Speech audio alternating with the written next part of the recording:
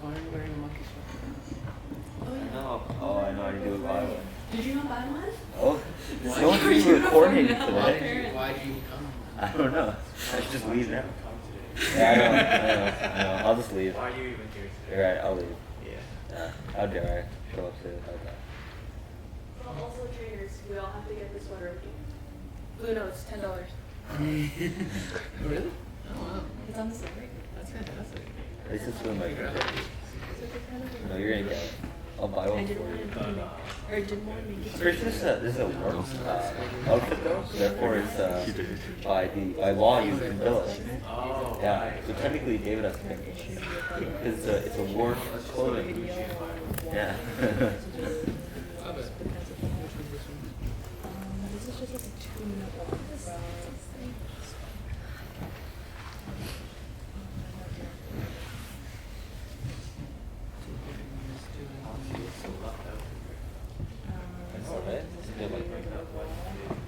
Recap of the radio. Yeah, no. No one told me we were supposed to write it out. Oh, no, I see how it is. Give them some background information because these terms are going to be on it. And I wasn't Did sure you go where to the the presentations Thank fit You in. Canada So tour compare it thing to with the Evan? UK, I think the other countries. Oh, thank you. The skating Oh, I field. hate Systems aren't Oh. necessarily better. Why? I just don't appreciate it.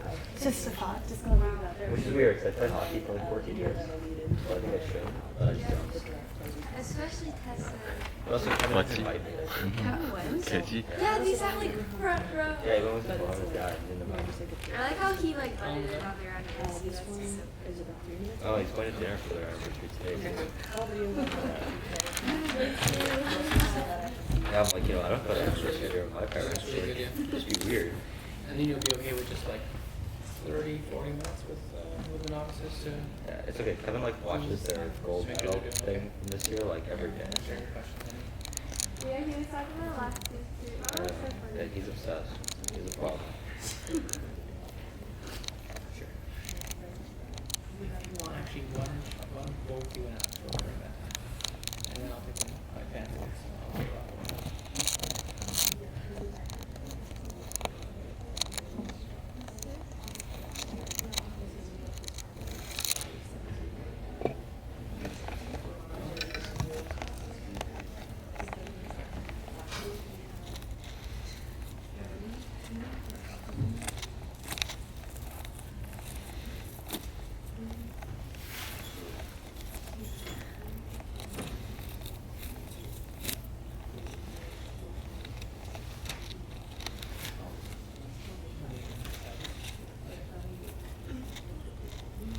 Sure.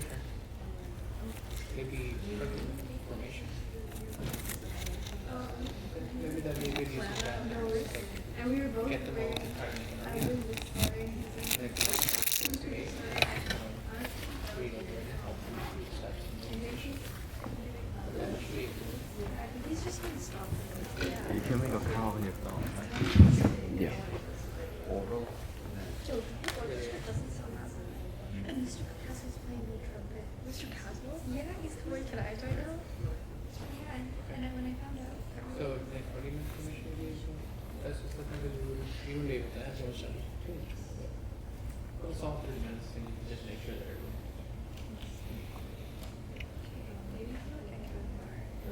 The best show in the entire world. I know.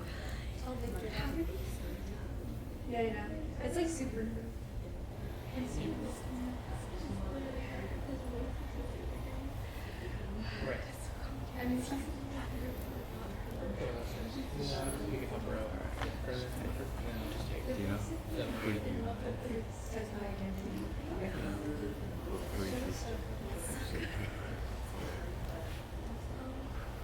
No. She's not here. And you can use the trainers to do as much individual. So maybe Tina just give like an overview what you want.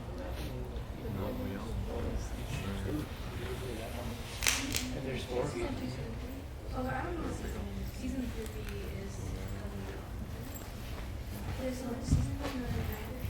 Oh, no. I don't know.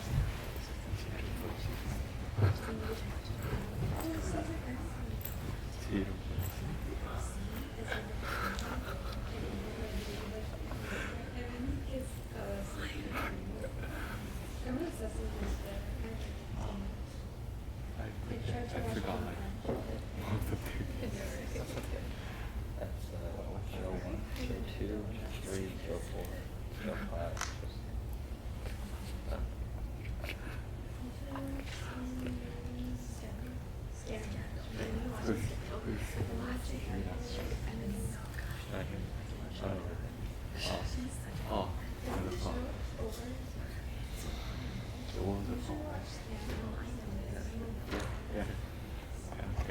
I think it was at least make them count. Probably.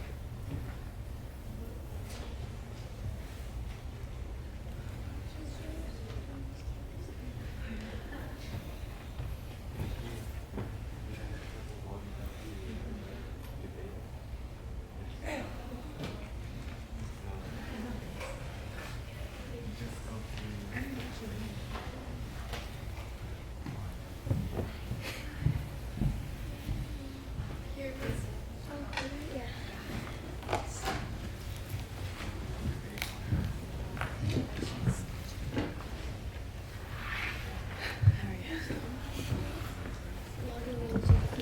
Oh, we're streaming already. Great. I can dig it. But I didn't actually see it. Okay, so Jayla, you also count for us, okay? So we all have to get this sweater apparently. Alright. This is the new uniform, okay? Jose has it.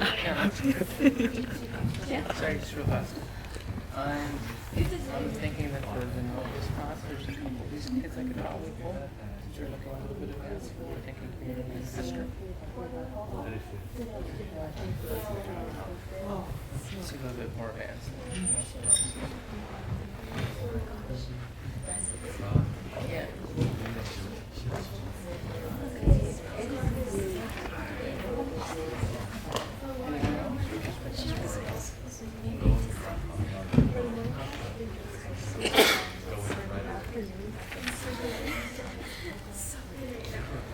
Yeah, definitely Lawrence. Grey's Anatomy is so long though. It takes. I just finished season 14 and it's 14. I think I went to like 12. It just keeps going. I know, right? It's season 12. It gets Debatably confident. I want to see a little bit more from it before I can say that definitively. And the camera in my face is spooky. I'm gonna enjoy that. Wonderful.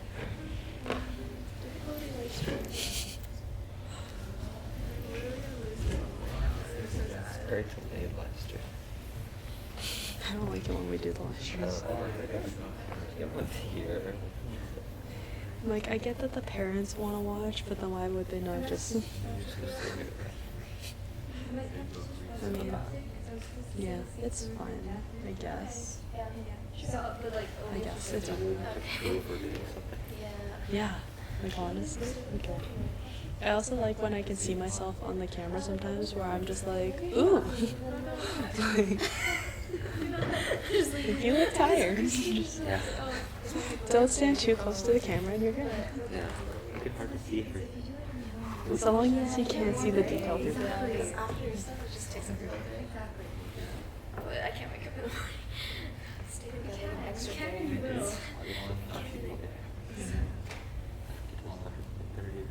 I started getting into the habit where I ignore my alarm. Like, more most people. I started putting my phone on the other side of the room so I could get up. I hate that. Oh, it sucks. Especially when you just wake up. Right? It's cold out. It's so cold. Have you been watching humans? What season did you? Is it around season 8?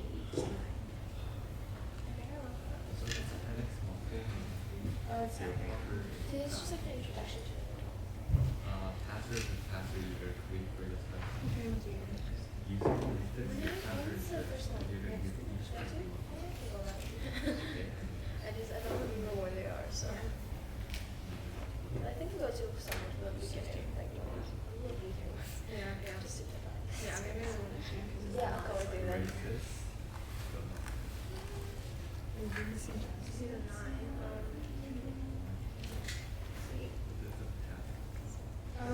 Every debate ceremony we go to is a tavern. That's like where you keep track of It should be. How it would work.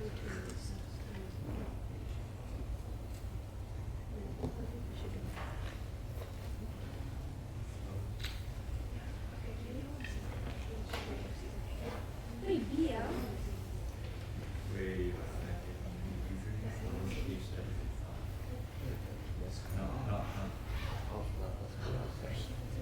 Okay. So does that mean there's only school houses because we're not even sure? They don't even maybe spin option. Foster? Yeah. Spin option. Oh, the house in the tree tower? Of the Foster Berry? Oh, where did it go? You good out? I love this. Guys, before we get started, do you guys want to cluster in a little bit closer together so that it's not so widely spaced? So people on the outskirts, and just like, you don't have to come all the way towards the middle, just like a little bit more so that you're relatively within that on the side.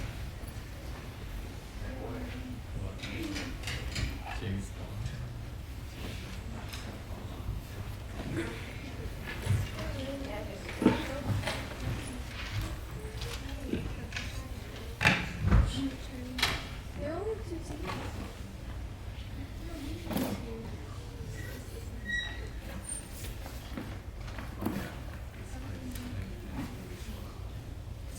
So we're going to get started with the presentation pretty soon.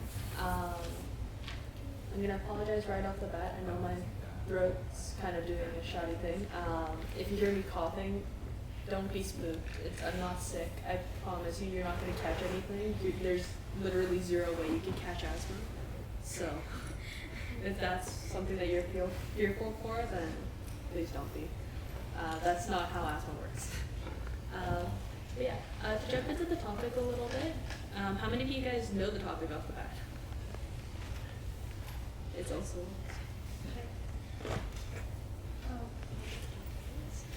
I just noticed it's not the one either.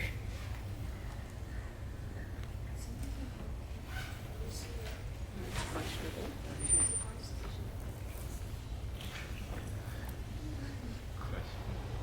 Okay, there we go. Now it's behind me. Yeah, so resolve the United States federal government should impose price controls on the pharmaceutical industry. Just from that alone, do you guys kind of understand what that means, or can take a guess as to what that means? Yeah, I saw that. What do you think it is? Is it like putting limitations on like medical things? Kind of. Yeah, it's a little bit more specific to the pharmaceutical industry, so it's more like drugs and so on and so forth, right? So what they mean by imposing price controls, right, is more so how much companies that produce these drugs can actually sell them on the market for, right, and how much of a profit they can be making from this, right? So...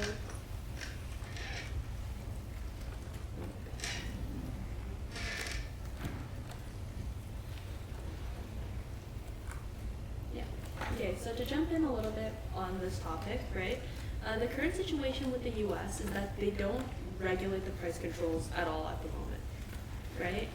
So the main thing with this, or the main problem that a lot of people highlight with this, is that when a new drug comes out onto the market, there's no negotiation really on what the set price is when it comes out, right?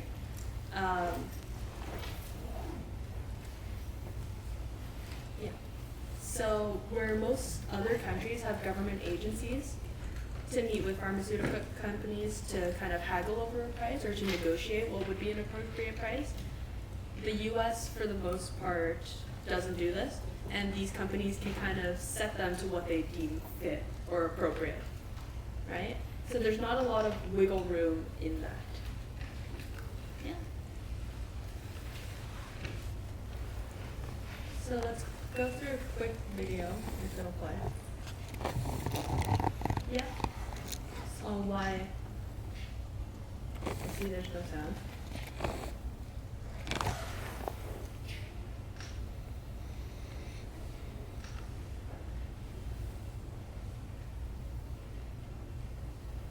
The YouTube player.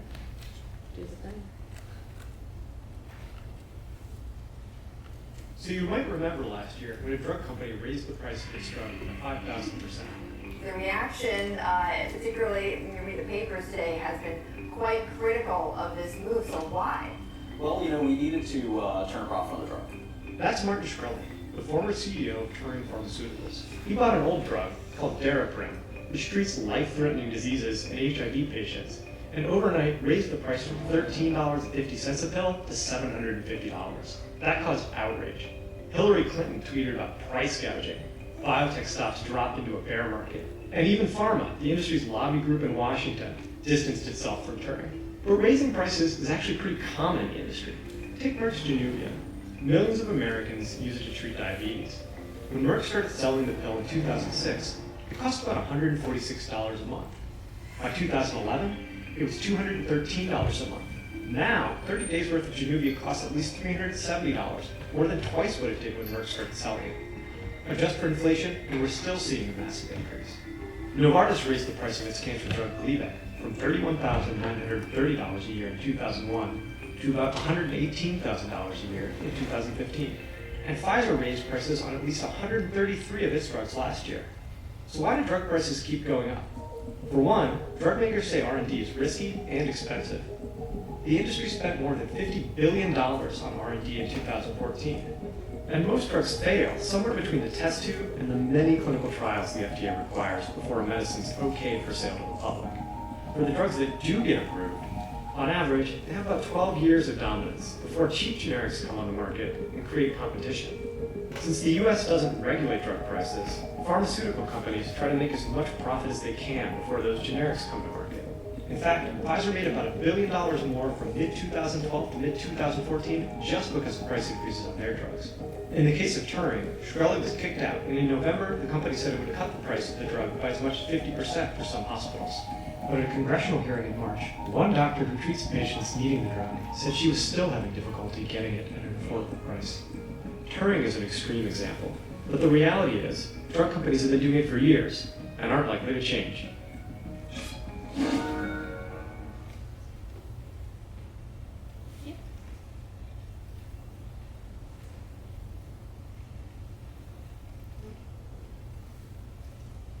Any questions on the video at all? You guys kind of understand what they're talking about on why there's such an inflation in the price?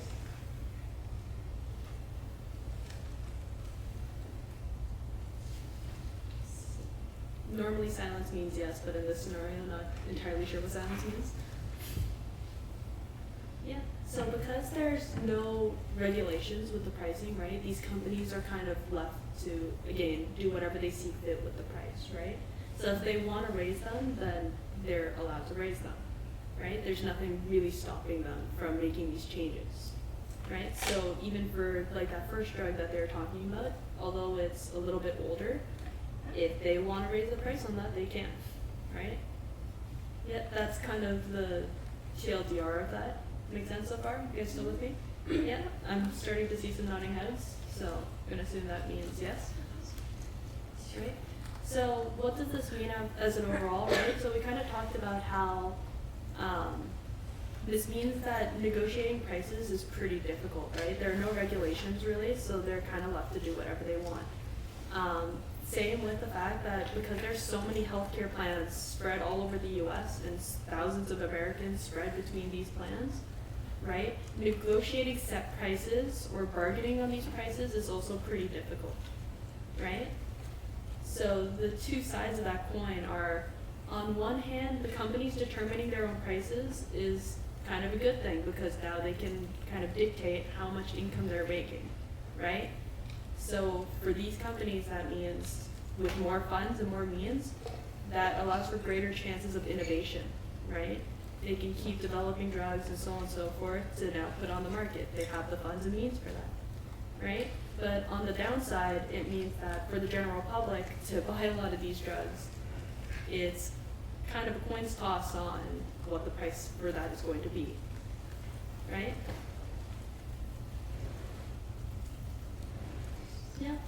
Some other general information that you guys kind of need, because you're going to see it coming up a lot in the topic, right? Medicaid and Medicare are federal government programs, right? It covers some of the pharmaceutical costs, right? especially for low-income individuals or for those above the age of 65, which cushions some of the pricing, right?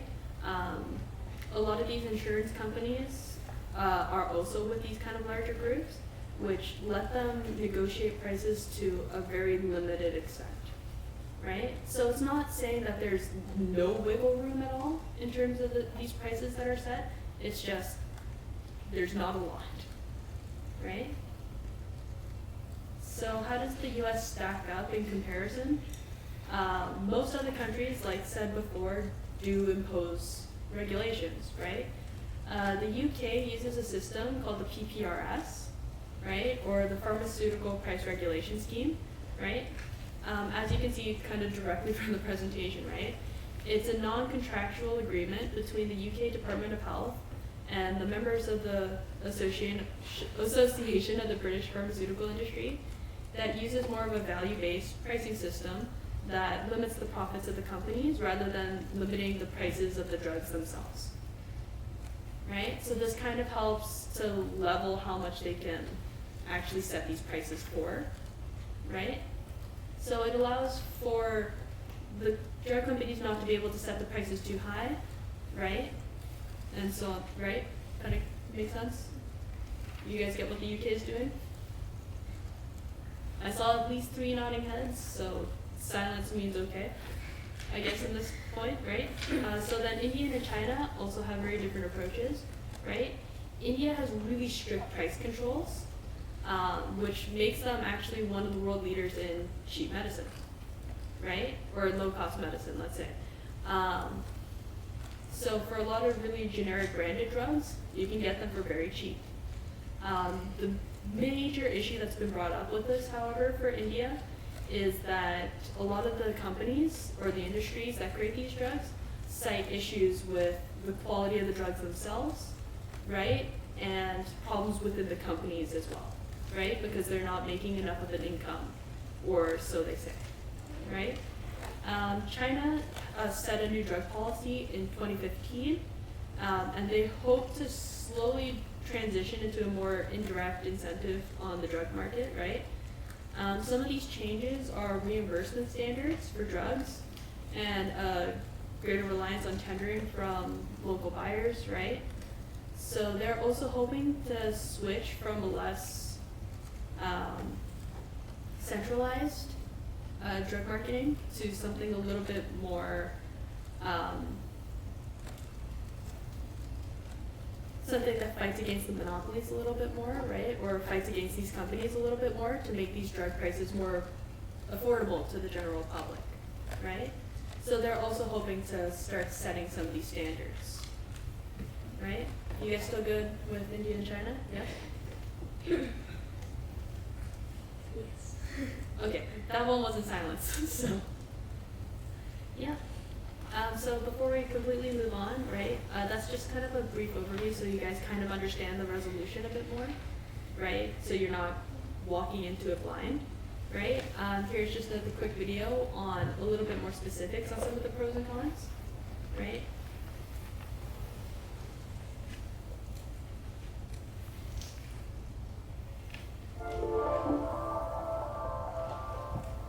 We're about a few days away from an election. I think there's, yes. And I think, I'm not going to ask you how you're going to vote, but I think in the wake of, these scandals we've had, starting with Valiant and then Shkreli and then the Mylan EpiPen, there's going to be enormous pressure. Really, whoever gets elected, there's going to be enormous political pressure to say, screw this, we tried it. We want Medicare to be able to negotiate directly with drug companies, which I think effectively means we're going to regulate drug prices like everybody else in the world. Good idea or bad idea? Not fully fleshed out, so very hard to gauge. But the fact that there's no... You're saying it would be a good idea if they did it right. I mean, I don't think there's anything wrong with them being a Medicare buy-in plan for prescription drugs, which is what the whole discussion is about, negotiations. Which should probably be a public option in the exchanges. Good idea or bad idea? So it's a bad idea right now for the following reason. If you think about it, it's not a matter of who's negotiating the price. That is, these are the same people that negotiate for toilet seats and hammers for the U.S. government. They haven't shown themselves to be the greatest negotiators. big problem is, do they want a narrow formulary to take away choice? You can get really good prices, like the VA does, because the VA has one beta blocker available. And so they give entire market share to a pharmaceutical company. What Medicare has is a situation where they allow every single drug to be on the formulary. And there's no reason for a pharmaceutical company to give them a better price just because government's negotiating. So they actually have to be able to do formulary management, narrow choices, and will people want that? You know, that's a big trade-off. Yeah, no short, no simple. Right? Did you guys kind of get what those two men were saying? What was the main point of the second guy? The main point of the second guy was kind of, it doesn't really matter if we start imposing these price regulations, right? With the way the government is right now, these government agencies that would talk to the pharmaceutical companies, sorry, and start negotiating some of these prices, it would be irrelevant, right? They're not going to do that great of a job, so there's no real point in making these changes. Right? You guys feel okay with that? Yes? Yeah. So that was just kind of the brief overview, right? Do you guys still have any questions about just like the resolution itself and kind of what it means or the main idea of it is? Is this a silence is yes or silence is no? Okay, I'm gonna assume silence means okay. You guys are good, right? Yeah? Yeah. Okay. Yeah, so that was the main point of the presentation, just to make sure you guys kind of understand the resolution itself, right? Kind of get your heads around it and start thinking about some of these ideas, right? Yeah? Okay. Then, shall we start splitting you guys up so that you guys can get a little bit more in depth with this topic, right? Yeah? So, yeah. Cool. All right. So a lot of you guys are going to be staying here, but I'm going to grab a bunch of you guys to go out with me into the hallway. If you have paper and pencils, that would be great. And if you have like a binder and a bunch of pencils, that would be excellent. You're going to be very popular because I'm sure a lot of you don't have pencils and paper, but you'll need them. So let's go into the hallway. Chris, Son, Jay, Wu, Caleb, Angelina, Lauren, and both Sean Na, Sean Lee, Callie? Yes. And then also Karina and Esther. Karina and Esther, let's all go into the hallway. Okay, bye, Jim. Hey, for pencil. I'll just keep it. I'll just keep it. Yeah, I think you should just keep this one. Yeah.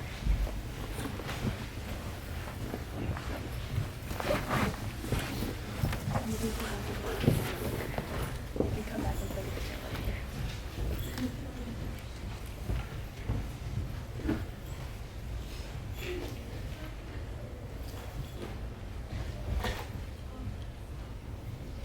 Yeah, no, I'm sorry guys, you guys actually have to go home.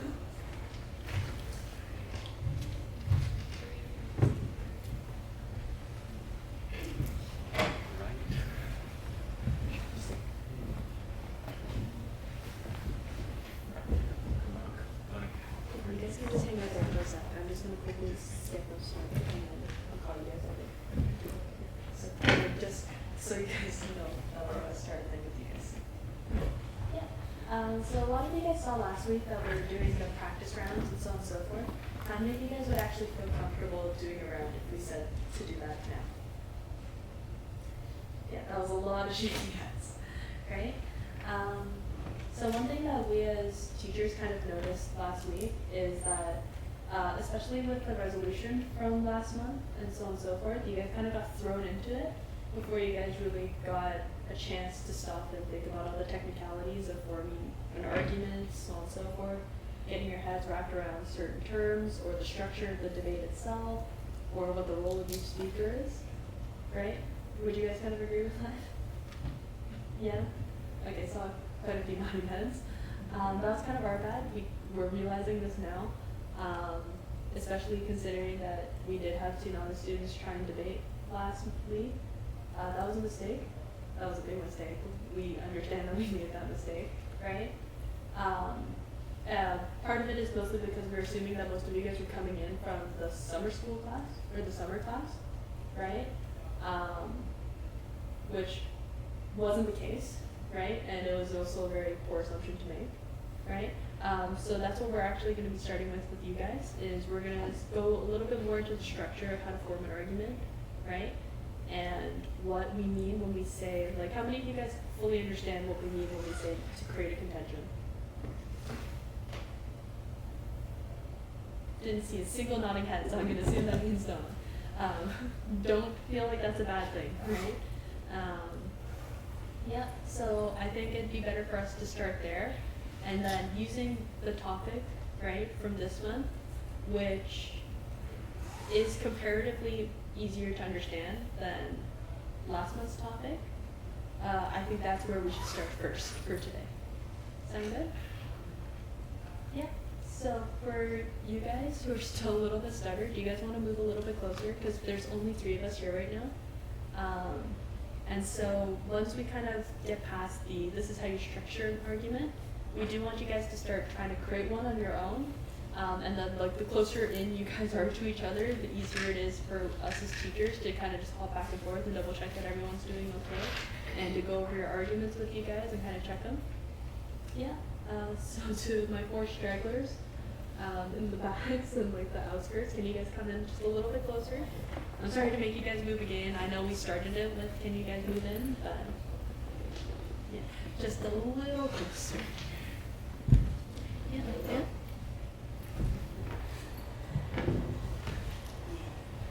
Gonna move in a little bit closer, just so that when we're getting through this activity, right, it's a little easier for the teachers to kind of go and check on how you're doing without having to move too far. I know, I'm sorry, it's morning. We're all just kind of tired.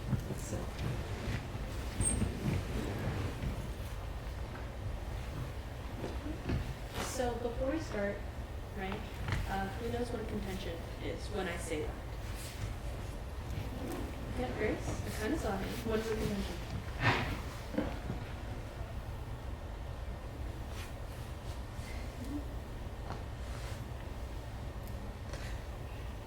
Is it this gesture? Because if that's your guess, you'd be wrong.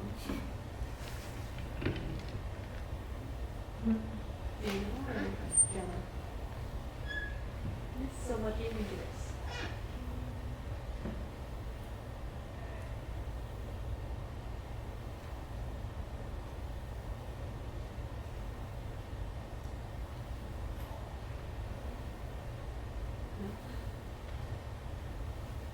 Are you just not sure how to say it, or?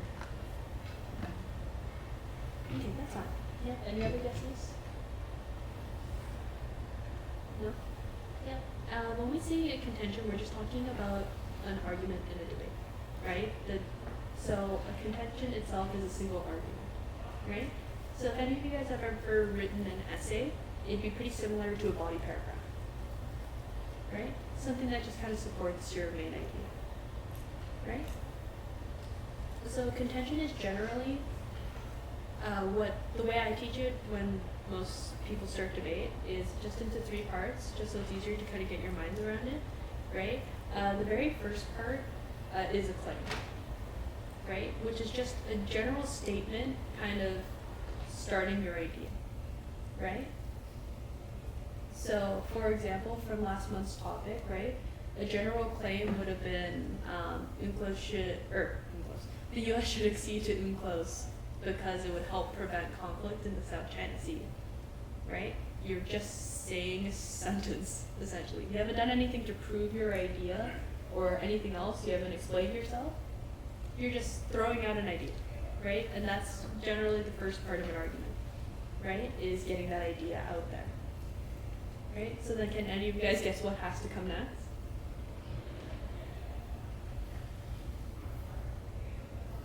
No. What has to come next is your evidence and your analysis, right? The evidence is the actual hard facts that support what you're saying, and analysis is more the explanation that supports what you're saying, right? Because of course with any argument, when you create it, you can throw out as many ideas as you want, but if you don't back it up, we have no reason to believe in it or to find any validity in it, right? So of course that would be the next step. So you guys did an entire lesson on how to research and how to make a card and so on and so forth, right? When we say a card, we're talking about a single piece of evidence, right? And that's generally the main bulk of your contention, right? The main bulk of your argument itself. You come up with the idea and then you back it up, right? Still with me so far on that? Yeah? Okay. So then the last part of the argument is an impact, right? It's, to put it in the loosest terms, the why we should care about this argument, right? So at the very end, you always want to really give a reason why this argument in particular is important to this resolution or important as an overall, right? How does this impact the world? Why should we care about it, right? Just kind of like with, again, kind of like an essay or with a paragraph, this would be the conclusion, right? This last little bit of why this idea is important as an overall, right? Usually it should be maybe 2 sentences-ish, right? But that's how you should want to conclude every argument so that you're really highlighting the significance of what you're saying, right? Still with me? Yeah, and that's basically it. That's a contention, right? So in a case, kind of depends on how long your points are, so on and so forth, right? You can have anywhere from 1 to 3, right? I've seen some strong debaters take it only one contention, just one single argument that they've been able to carry for a 4-minute long speech, right? But on the other side of the spectrum, I've had other debaters that I've seen who have a lot that they want to say about a topic, so they come in with 3 or 4 contentions, right? And so on and so forth. Yeah? Still seem good? Still kind of get it? Yeah? Okay. Any questions with that so far? Or are you guys all good? Right? It doesn't seem too hard once you kind of have the breakdown of it, right? Yeah? Okay. So are all of you guys on the same page when I say, do you understand the resolution? Do you guys still have any questions on just the general idea of it? Or are you guys kind of good with that so far?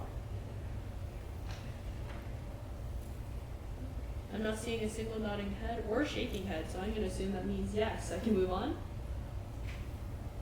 Okay, still seeing neither, so I'm going to assume that means yes, I can move on. Right? Okay. So, did you want to talk about the opposition side with them a little bit? And then we can have them try to make an argument?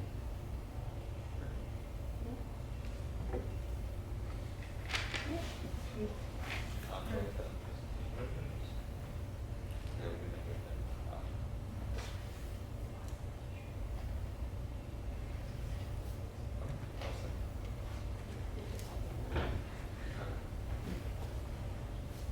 Okay, so quickly I'll go over the negative side. Actually, I think we're doing a presentation later to do both classes. So, a quick overview of negative. The 2 contentions that we're likely going to run. First is going to be stifling innovation. The second is going to probably be competition.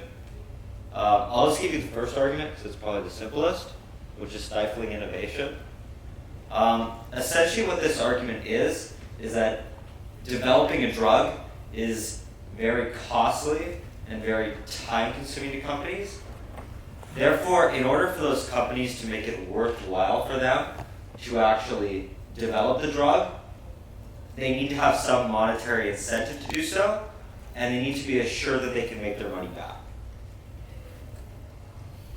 Therefore, if you put a price limit or a price control on those drugs, it lowers the odds that these companies are going to be able to get their money back. It also changes the types of drugs that these companies are going to want to develop.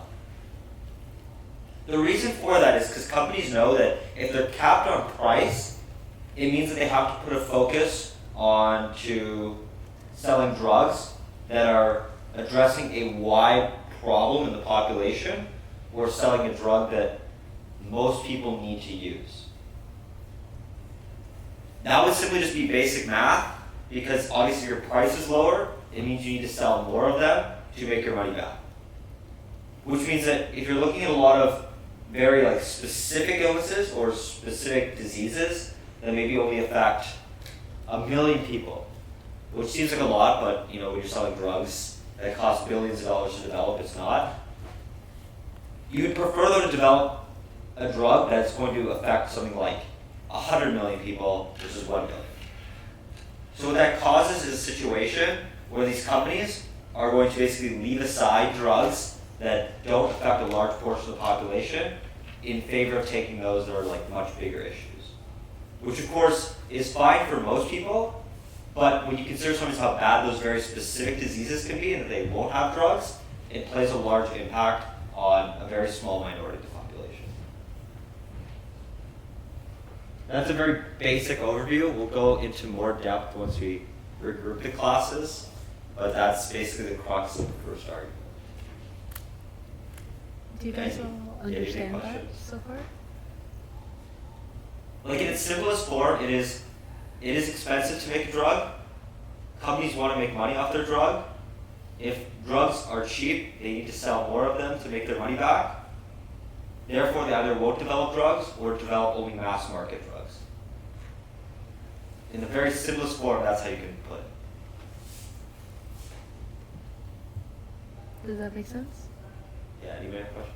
Would anyone be able to relay it back to us so we can double check that you guys get it? Ooh, yeah, good test. No? No one can do it? Okay. So, I'm gonna assume here the silence means that you guys don't fully understand. So is it more of like the language that's being used is too hard, right? That's kind of making it hard to understand? Or is it just, it's very early in the morning on a Saturday and you guys quite have woken up, or any honest people who are willing to share with us, just because we want to help you guys to understand it, right? So if it means using simpler language because you haven't fully woken up and it'd be easier to understand, like that's the switch we can make, right?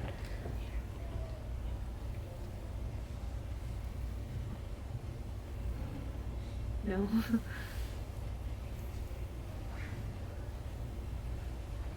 Or is it that you guys do understand and you just don't want to relay back to us because that would mean talking and that's not something you want to do? I see like 3 smiles, so I must be somewhere in the ballpark.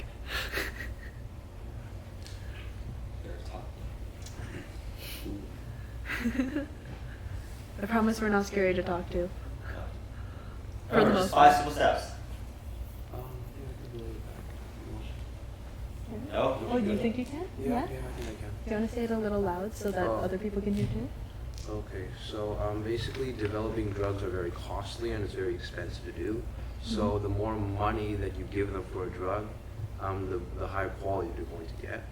And so that can only happen if there's no controlling of the prices. So if there is control, then it's going to lower odds that companies will get their money back. Then they're also going to ignore the small issue drugs that will affect like a minority of people, and the drugs will decrease in quality. Yeah. Do you guys kind of get that? Yeah. I see 1 shaking head, but that's only 1. Right. I see. Okay. I see 2, but that's still 2 out of like what, 10?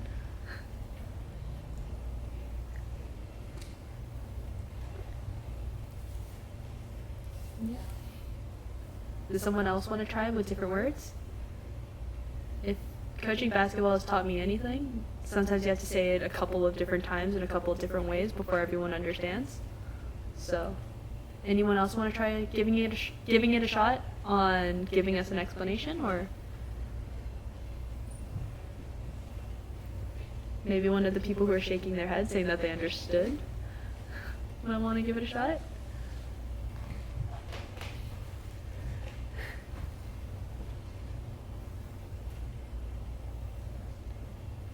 Okay, I'm gonna go ahead and assume that my earlier guess of maybe it's not so much you guys don't get it, it's more you just don't want to talk, might be a thing. Right? I think that's more what's going into play. I'm seeing a lot more shaking heads with that. So, for that idea then, right? Do you guys want to try making an argument on your by yourselves, right? Because you guys have done an entire lesson on how to do research, how to kind of find a card to explain it, right, or to support it.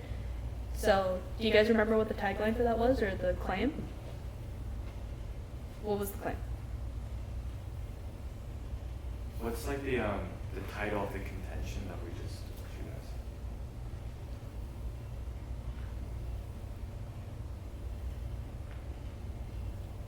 Liam, do you know the title? Stifling innovation. Pardon? Stifling innovation. Yeah, stifling innovation. Yeah. Does everyone understand too broadly like what that means? Who can tell me what innovation means? Yeah. Innovation. Yeah. Creativity. Kind of, yeah. Within that ballpark. Right? Essentially what the title of the argument is saying is that it's going to decrease the number of reasons that companies have to create new drugs. That's what it said. Just a fancy word for something. Right? It means companies don't have the same incentive policy to make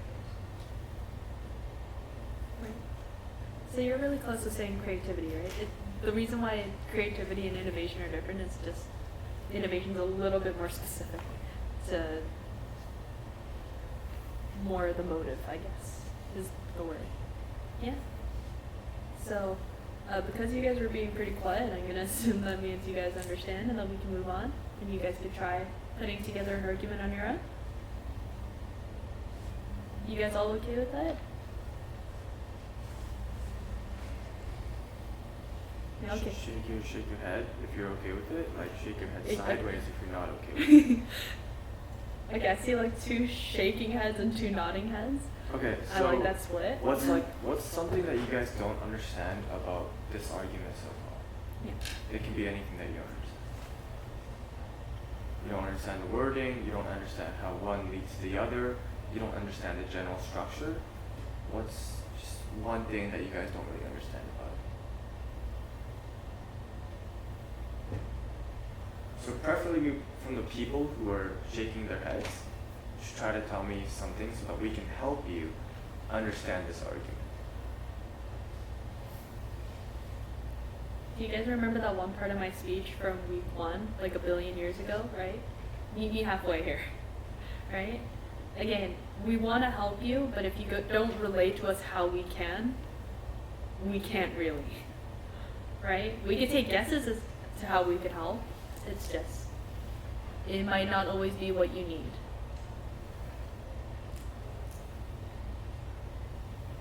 Right, so is it the wording that was hard to understand, and so that kind of got you lost halfway through the argument? Is it that you didn't really understand the bridges between the points? So you understood how one led to the other, and then suddenly you didn't, right? Just give us kind of anything to kind of work off of, and we'll try to help.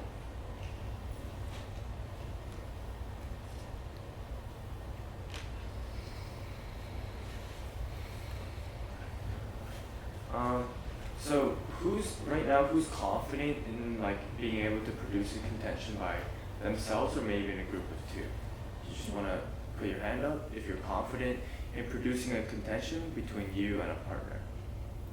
So if we asked you guys, because we gave you a claim already, right?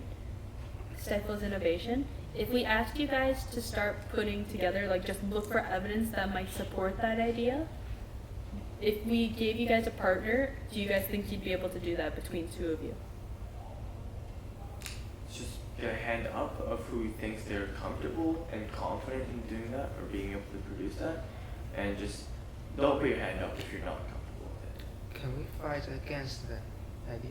Against it? Yeah. Preferably for right now, we're just going to be building contentions. Yeah. So maybe next time we'll be fighting against it with refutations. But right now, we're just going to be building upon the contention. So whoever is comfortable with producing one contention with a partner, just slowly raise your hand. Yeah, just like leave it up so that we can kind of see. And then if you're not, we'll work directly with you guys to help you. Let's not do this. Let's just go up or down. And then if you really feel like you could benefit from a little bit more one-on-one explanation, then just keep your hand down, right? Because there's 3 of us. We could definitely do that. But if you're comfortable with just jumping in, right, now we can start pairing you guys off and you guys can work on that, right? Because if you understand, then there's no point in listening to us talk more, right? Alright, so let's get those hands up of who is comfortable and hands down for who is not comfortable. And it's totally okay to be not comfortable. So, do you guys want to be partners and produce contention? Sure. Okay. You guys? And then, Yuna and what's your name in the back? Meryl, do you guys want to be partners in producing contention? Okay, and Do you guys want to actually be a 3-person group? Just because that way we'd have kind of odd numbers. okay. So, this little triangle here. So you guys have 3 brains working towards one. So, yeah. And for those who don't understand, do you guys just want to Do you guys want to move in a little closer so that we can? help you directly? Yeah. Or actually, because you guys are all kind of clustered together, do you guys want to just cluster in a little bit more and then we can go over there? And then for the people who are working, you guys want to just come to this side so that you guys could have your own space to work without us kind of breathing down your necks?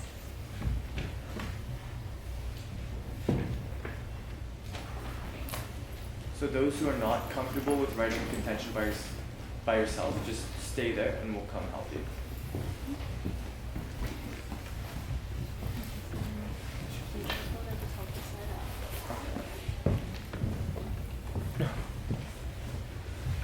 Alright, so Jay, you want to be with this team right here?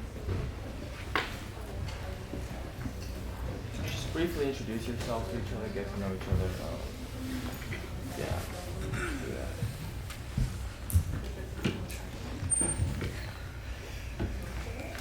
Hi.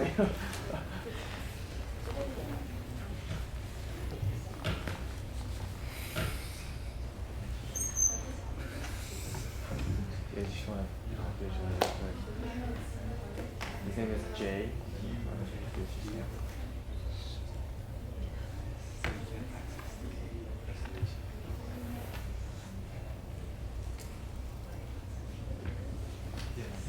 So if you have any confusions about anything, you can ask me or talk amongst yourselves.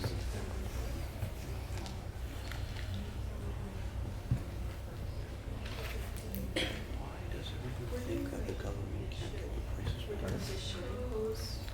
Oh, well, remember the argument that we gave? Like that it stifles innovation. We just want you to build on that. Find evidence for it and maybe create more analysis for it. Yeah. Search up search up the prices of drugs first.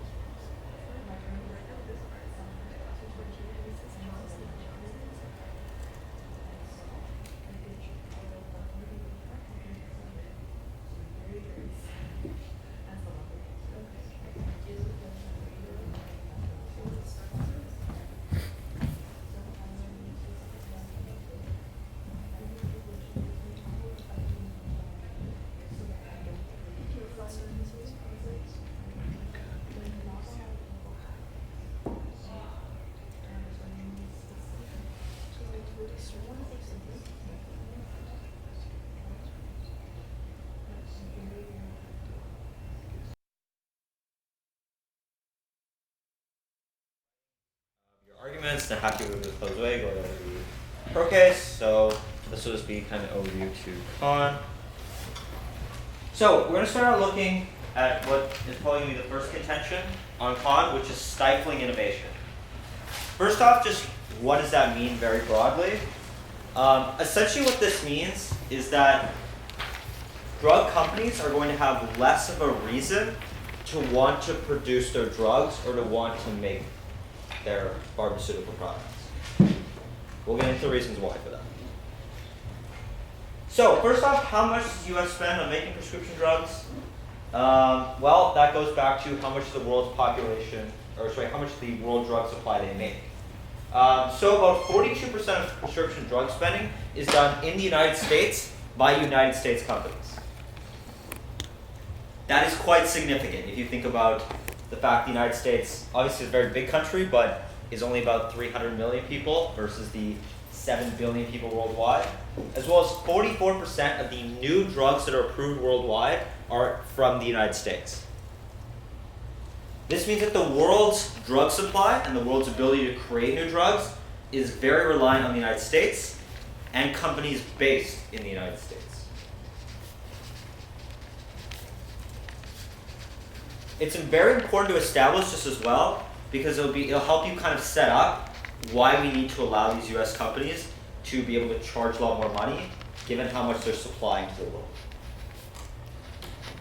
So, how much does it cost to get a drug approved by the FDA, which is the Food and Drug Administration in the United States? Anyone want to toss out a guess? How much money does it cost? Nobody has an idea. In the thousands? You want to like round it off something? 100,000, 200,000?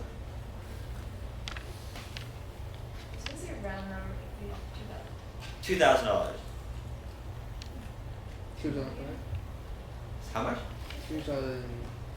$25,000. This, by the way, is including like all the processes to get up to the approval and the approval process. So like you have to develop the drug, you have to make it, like all that thing, then get to approval. Any other ideas? So we got $1 billion. You want to change to $1 billion? Okay. Believe it or not, that is still too low. Actually, that is too high. So, on average, it costs about $2.9 billion to get a drug from the first stage of thinking that we want to create this drug to getting it approved by the US Food and Drug Administration. So consider that cost, $2.9 billion just to get your drug approved. Of course, that doesn't even mean you've produced the drug on a mass scale, you haven't sold the drug yet. Just to get it approved, on average, that is how much you need to spend. Quite a substantial amount of money, if you think about it. So, what does the process look like for creating a drug? So generally there are 7 steps you have to get in order to get your drug approved. So the first one is just simply discovering the drug. So coming up with a process, like figuring out why you need the drug, all that. Second, you need to characterize the product. That just means like, what do we want it to do? How do we want to like display it? Like, what's the effect it's going to have on patients? That kind of thing. Then you get through the process. A lot of these are very just technical things. You don't really need to worry about them. But eventually, in the very end, we get to clinical trials. Once you've completed clinical trials, then you're able to get your drug approved. So the point being is there's a lot of stages to get from I have the idea that we should create this drug to let's be able to sell this drug to the market. And again, that costs $2.9 billion on average to go through this process. So we're going to look at a real life example of the company. We're going to look at a company called Pfizer. Has anybody heard of Pfizer? Nobody's heard? Okay, Jay, who's heard of Pfizer? Nobody else heard of Pfizer? All right, so they're one of the largest drug manufacturers worldwide. They produce a bunch of different drugs. Yeah, you can look a lot of them up. I think they produce like Lipitor, for example, which is like a blood thinner. There's a bunch of other things they produce as well. So, this is from their income statement last year. This is like how much money they're making, like how their business is going. So as you can see, last year, in 2017, they made a revenue of $52,546. That's all. Oh, and this is in millions. So, actually that's $52 billion. So, consider a company like Pfizer made $52 billion in revenue last year. A lot of money. However, if you look at their research and development, they spent over $7 billion on research and development of drugs alone.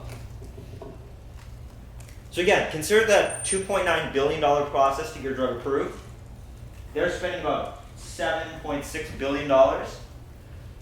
So if you look at the entire approval process, arguably they spent enough money to get about 2.5, 3 drugs approved in a year. The point is though, a company like this has a major expenditure on research and development, and this is before you can even sell the product. Which means you're spending all that money with no guarantee you can actually make any of it back.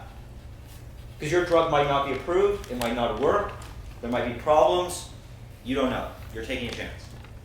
Right? In some extent, you're playing the lottery on drugs.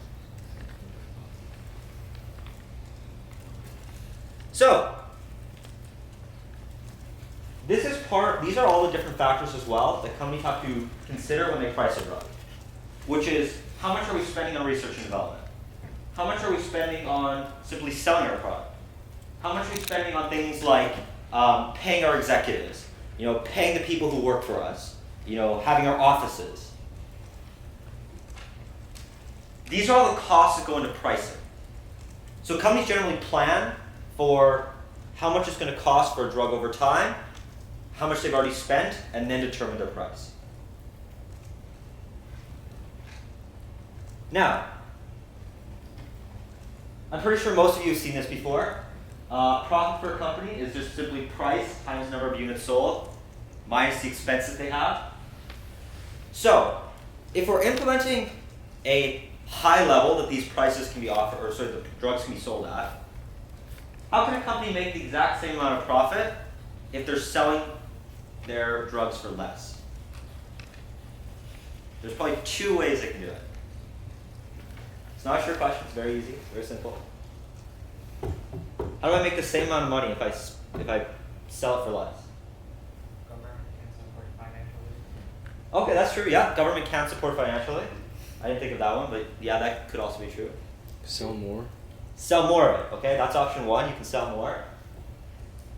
Okay, what's the second thing you can do? Higher price, but we're saying, for argument's sake, we're keeping the price low. Right, so you could do a higher price, but we're saying if prices are lower, how do we still make the same amount of money? So we got number 1, we sell more of them. What's number 2? Alex is so entertained, he's laughing. Yeah. Alex, it's so easy because you're laughing. What's number 2? What's the second way you can make more money? Quality. Quality. What does that relate to? Better medication. Okay, but like which one of those 3 factors? You have price, you have units sold, and you have expenses. Expenses. Ah, yes. You will spend less money, right? You will develop drugs that are not as good, therefore cost less, therefore you can make more money. So those are the 2 ways, most of the time. Again, there are other ways, like we mentioned government can throw in and give them money. There's also other ways to do it.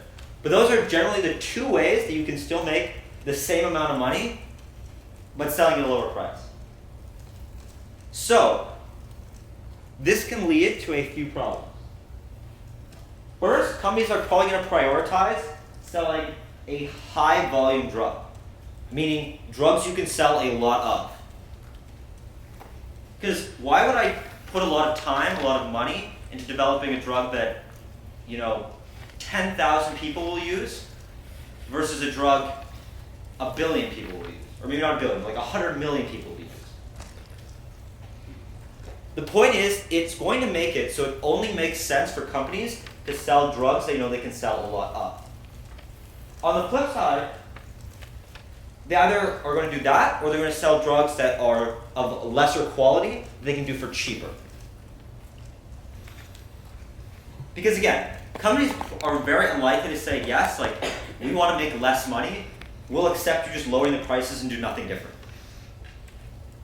So, in most cases, you're going to have those two outcomes. Either one, you're only going to sell drugs that sell to a lot of people, or two, you're going to sell drugs that you can do at a much less cost, also decreasing quality. So, these create issues. Obviously, the first one, in terms of selling more of them, if you have a rare disease, you got some problems, because nobody's going to want to develop that drug for you.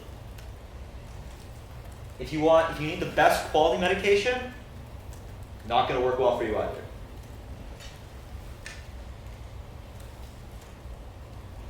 So, this gets into the big problem with price controls for a lot of these companies, and a lot of the consumers that use them, which is, at some point along the line, companies are going to make sacrifices, and that's going to either include, how specific they get their drugs or the quality. And both those, in terms of their impacts, are generally very poor and very negative for the consumer.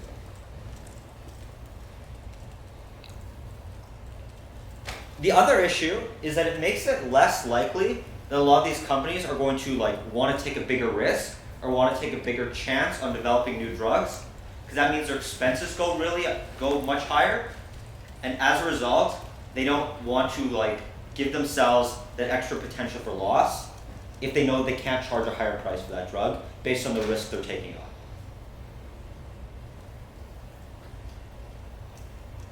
That's kind of the main idea behind the first point. If you can sum it up really quickly, it's that companies essentially are incentivized to still make the same amount of money. If you limit price, they have to make a choice to either cut expenses or sell more, which means they either decrease quality or decrease the specificity of the drug, and that's going to negatively impact consumers in terms of how effective their medication is, or in terms of whether companies are even going to develop drugs that can help them in their situation. Any questions about that first kind of idea or contention? No, we're all good? Everyone could go up and give it right now if I asked you to?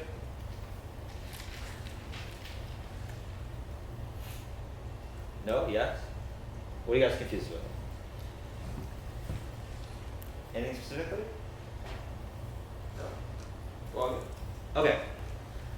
So we'll move on to the second contention, which is competition. Cornerstone of the United States. Alright, so what brings competition? Why do companies want to compete? Any ideas? Any thoughts? To make more money, yeah. It's good. There's maybe one other one. The second one I'd say is to maybe grow their customer base. In terms of, maybe they don't necessarily want to make more money, but they want to have more people buying their products, in hopes that maybe they'll buy more of their products and other versions of their products. In the end, though, it does come down to companies compete because they think they can either do something better or they can make more money in terms of the short or long.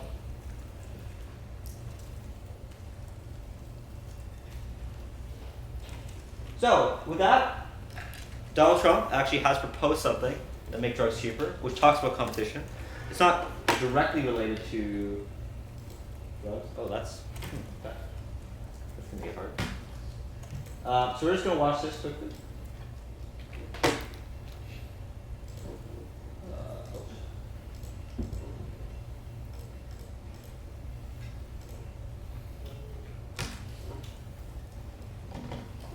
Over 130 million users already created a website with Wix. Your site, you can make your own. Hey, I just Fighting for lower prices for drugs, the Trump administration giving Medicare Advantage plans with tools already used by the private sector to negotiate for lower prescription drug costs. Take a look back at what President Trump said about the disparity of drug prices in America during the State of the Union back in January. In many other countries, these drugs cost far less than what we pay in the United States, and it's very, very unfair. That is why I've directed my administration to make fixing the injustice of high drug prices one of my top priorities for the year. And prices will come down substantially. Watch. Joining me right now exclusively is Health and Human Services Secretary and former Eli Lilly executive, Alex Azar. Secretary Azar, good to see you this morning. Thanks so much for joining us. Good morning, Maria. Well, the president talked a lot about getting competition into the Medicare plans so that prices would go lower. Explain how the changes would work. Well, you know, the president promised that he'd be the first president to ever bring negotiation and discounts to this Part B drug program, which is where Medicare pays for drugs that the physicians administer, where currently we just pay sticker price.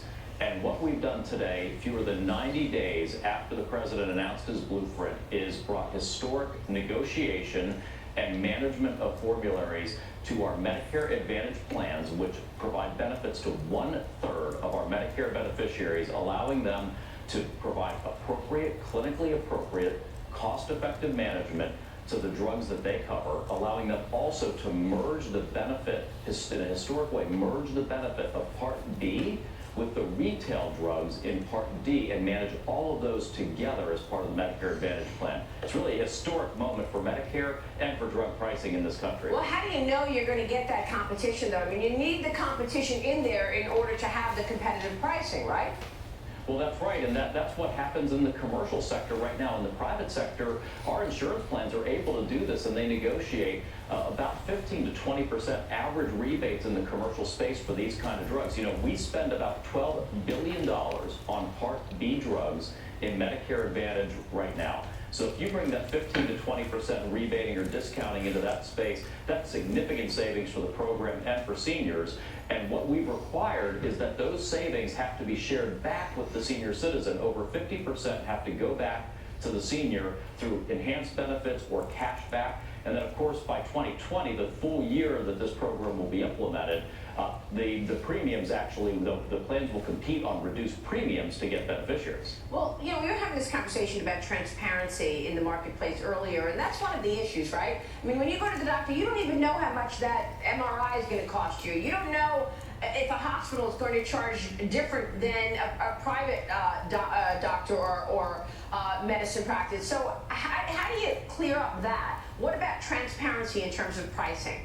Well, we're absolutely committed around transparency. We think that's one of the critical legs to drive transformation of our healthcare system. And so we've already put out a rule that's requiring our hospitals and providers to post their rates online so that they're readily accessible.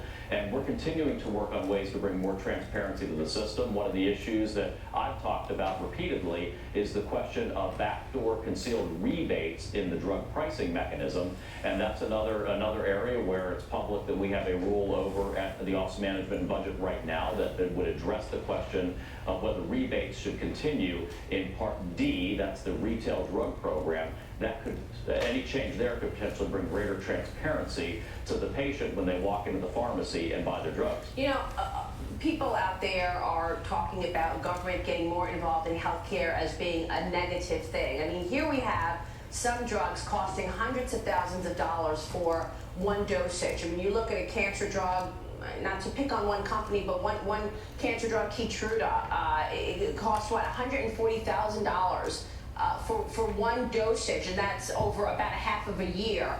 But if you don't have the competition of the free markets, then you don't necessarily get people investing in these life-saving drugs to make them effective. So how do you balance that? Making sure there's competition in the system, but also wanting to encourage private investors to invest in things like Keytruda and other drugs that end up being lifesavers.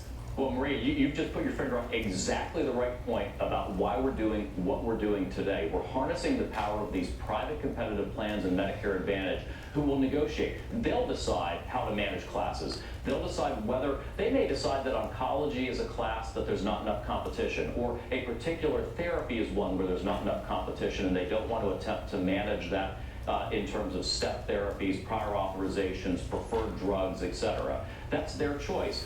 And the beneficiary, the patient, gets to decide which plan to choose and buy into.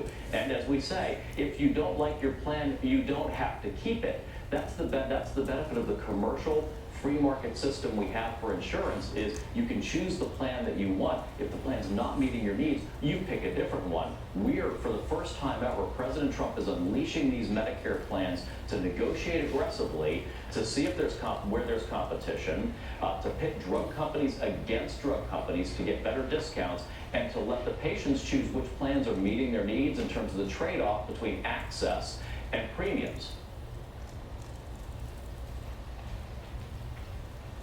All right. So some of that a little complicated.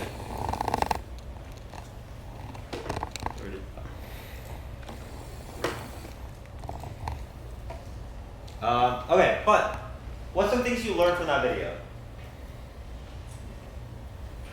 I'm sure you learned something.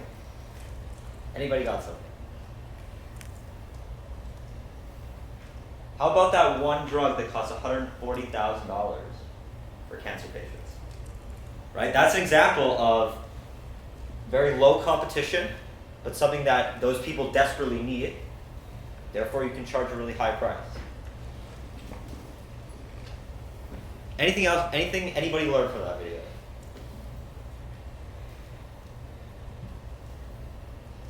Nothing? You all knew everything in there? Alex, yes. What did you learn? You're going to merge the benefits of Part B and D? Yes. All right, there's one thing. Of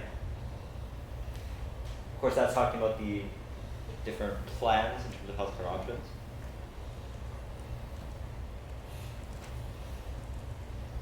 Anybody learn anything? Too early in the morning still? Alex again. Oh, Jose. Correct me if I'm wrong, but isn't basically he doing what already exists in the VA? Yes. Yeah. That is what he's doing, yes. So just more government regulation like there's already in some parts of the VA.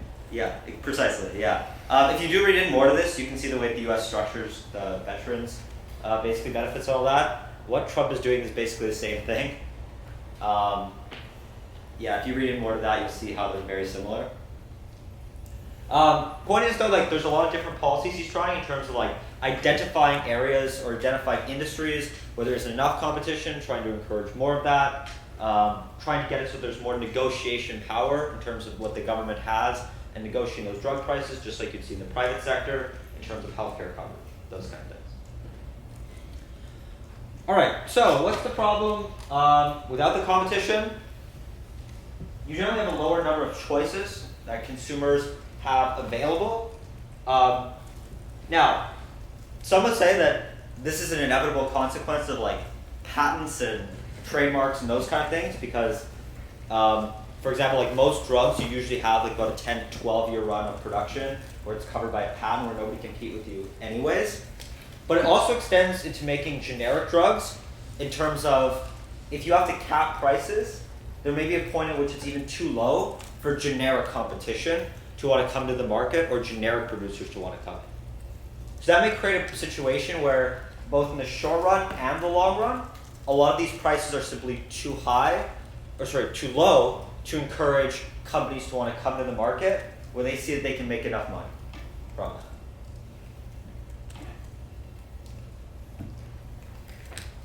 All right, you also have the other problem that could occur, which is drug shortages. And a lot of companies where countries have caps on how much you can pay have this problem with companies.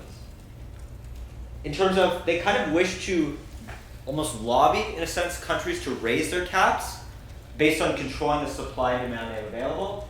It could prevent treatment or patients from getting the treatment they need. We saw a similar scenario, not exactly that way, with EpiPen in Canada. I don't know if anybody heard about that, but essentially there was a large shortage available for EpiPens. That's what you use if you have a very severe allergic reaction. It's commonly used for like peanut allergies. I know I have one because I have a peanut allergy. Never used it, thank God. But that's sometimes what companies will try to do, is they'll try to manipulate it so that they'll say, well, we need to raise the price so that we can produce more because it's expensive for us to do so. Or you have to raise the price or we just won't produce more. And that's sometimes the problem you get. If you take an economics course, you might have seen this. Very basic supply and demand.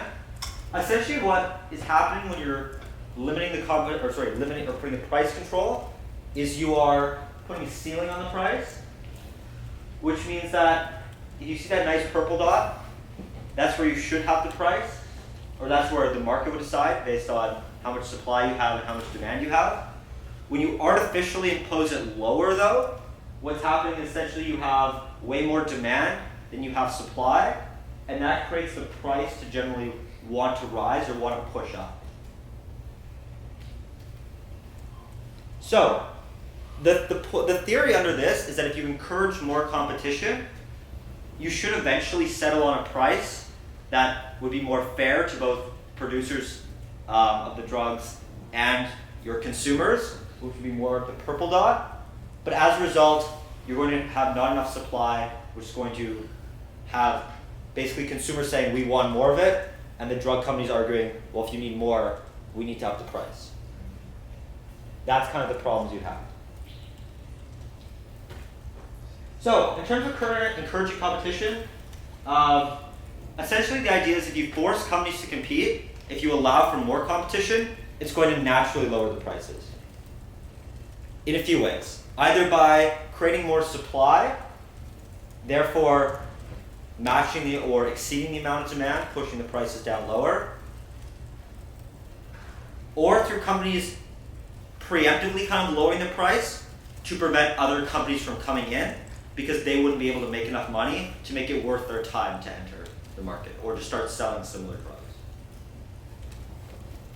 As well, many would argue that a lot of time that government kind of manipulating that price market creates problems and creates inefficiencies in terms of you are not allowing all the possible companies, not allowing all the possible kind of producers to come in and make that product, as well as you're opening up to things like black markets where you may see companies, if there's enough demand and not enough supply, or not necessarily companies, but like groups, start selling these drugs illegally at higher prices, which causes dangerous situations for the consumer, and then ultimately it's just going to create more health issues in terms of how the system works.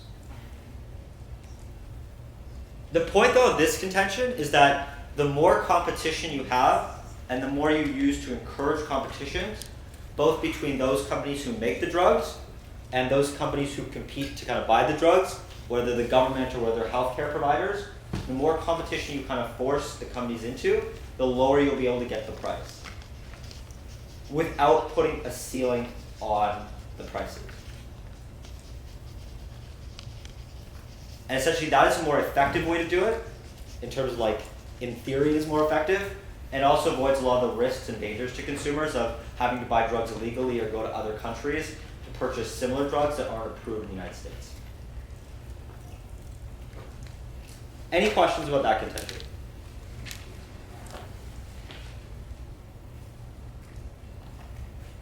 No? Anything about the COD case in general? Wait, the contention. Yeah. What was your main idea that it was like that? It'll create more. Yes, that you need to encourage more competition, and that's the way you're going to be more effective at lowering the price or controlling the price.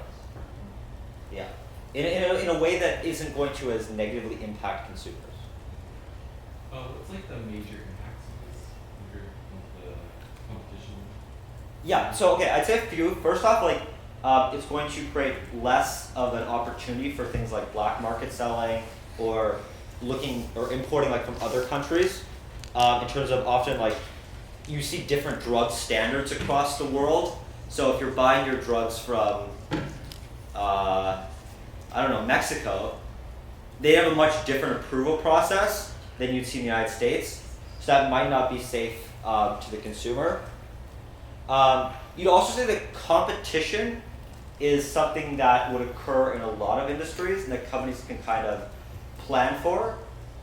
As well as it makes it easier for companies kind of forecast whether they should or should not get into that drug manufacturing space. Whereas if you artificially impose that limit, it gives companies very little control over what they can do, and therefore it generally does not encourage competition because there's only so little of the kind of profit that you can make out of it. So it means that if a company's already in there it's much less likely that a new company is going to get in. Okay. That's That's an impact because essentially what it is over the long run, it's going to make it harder in terms of developing a number of choice, a number of options that consumers are going to have, as well as like it's going to make it less likely there's kind of that you're pushing more for like the innovation, because there's going to be nobody who's really going to be likely to want to enter if there's a price control, which means there's no reason to improve my drug over time. I'm just going to leave it as it is because it's sufficient, given that nobody wants to enter the market with me.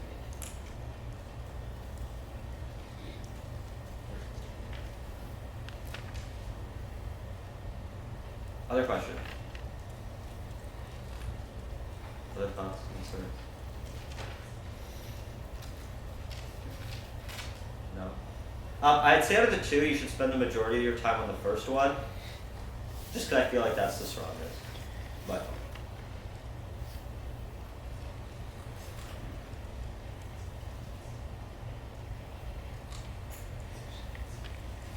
everyone else good? Questions? Other thoughts?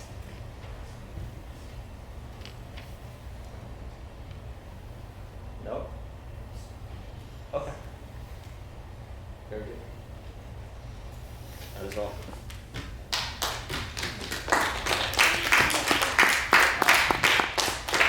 All right.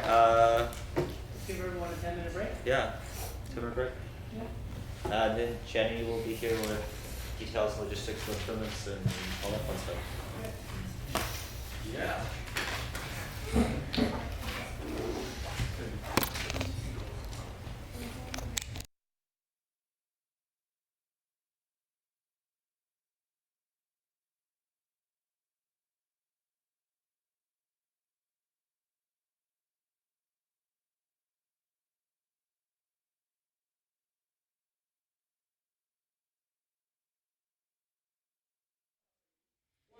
I'm going to give you a sheet of paper that has a list of our tournaments that are coming up, and then you guys just have to write yes or no to the tournaments that you want to attend. And because we have a lot of new students this year, you might not be familiar with which tournaments are live and what could be the best tournament to attend. So I'll be kind of briefly going over, and then we'll do a short collaborative activity at the end. So I'm going to start with this. I'm actually going to hand this out to you. Everyone help me with that. To that side. If you have a pencil or a pen, that would be really great. If you don't, just put your hand on. Please, the first thing you should do is put your name on the top. Even if you're not thinking of going to any tournaments, write your name still.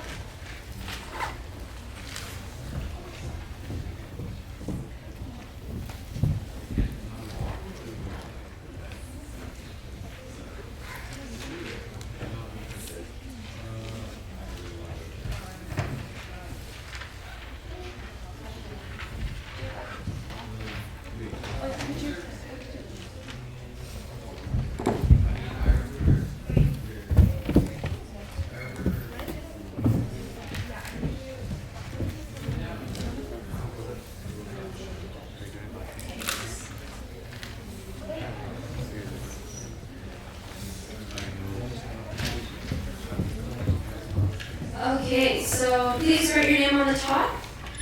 Even if you're not going to tournament, as I said, just write your name, and then you would still have to hand it to me so that we know that you didn't attend this month, and then we'll try to find some tournaments that you could attend. Okay, so this tournament is from all the way to February in next year. So let's start off with the very first one. Kamiak, Bear Creek. These both tournaments are for novice debaters. If you see the attendance column, you can just write like check mark or X, and then there's the date. And then the pattern debate, IE, means public speaking. So it means that this has public speaking as well. There's some like Columbia University, for example, doesn't have public speaking. So if it has public speaking, for like the ones that have the non-university tournaments, we would require you to do debate and public speaking. But for like Stanford or Harvard, you can just choose debate or just public speaking. The prices are an approximate number, and then the partner preference. So for the partner preference, you can write a partner preference or you don't have to, it doesn't really matter. If you really want to write a partner that you do not want to be with, you can if you would like. And then the topic is general. The topic for January, February, March, did not come out yet, so that will be announced. Okay, so going back to topic. So Kamiak and Bear Creek, they're for novice debaters. For people that just came to the academy and they're like, I just want to go to a tournament that's close, not missing school, I just want to experience a debate round, those two tournaments would be the best for that. Okay, so PLU, the Pacific Lutheran University, this one is one of the most popular tournaments for BC Academy. The reason behind this is that one, it is a university tournament, so it is pretty qualified, but two, it is not as competitive as like Harvard and Stanford. So it is a really good practice if you want to go to a tournament that is like a university level, but it's not that more competitive as those like major league tournaments. So I would highly recommend that. Just to let you know, these tournaments, this is novice and open. Novice is, there's two divisions. So novice is for people that just came to debate, and then for open is for people that have done debate for a longer time. So these tournaments, even if you go and you're like, oh my gosh, PLU is a university tournament, I don't think I'll be able to. Well, it's fine because there's different divisions that is like similar to your skill level. So PLU is one of the most popular. Cedar Woolley is also a very novice tournament, like Kamiak. So if you are, one, just come to debate, I want to go to Cedar Woolley, that would be a really good tournament. But two, for experienced debaters, they're like, okay, I'm on a slump, I really want to get an award and just get back to the pace on debating, I would probably recommend Cedar Woolley as well. So before going to like Harvard or those kind of tournaments, I would recommend going to like smaller tournaments to kind of get the pace of debate, and that would be good. Okay, so now Amish, this tournament is kind of an unpopular debate tournament for BC Academy because it is very big and they're very picky with giving awards, and we did have a lot of complaints with the judges and other opponents. So this tournament is kind of like, it's a pretty hard tournament, but it's not the most popular. So for me, for novice debaters, I would recommend Amish. I would recommend like Kamiak or Cedar Woolley or Bear Creek.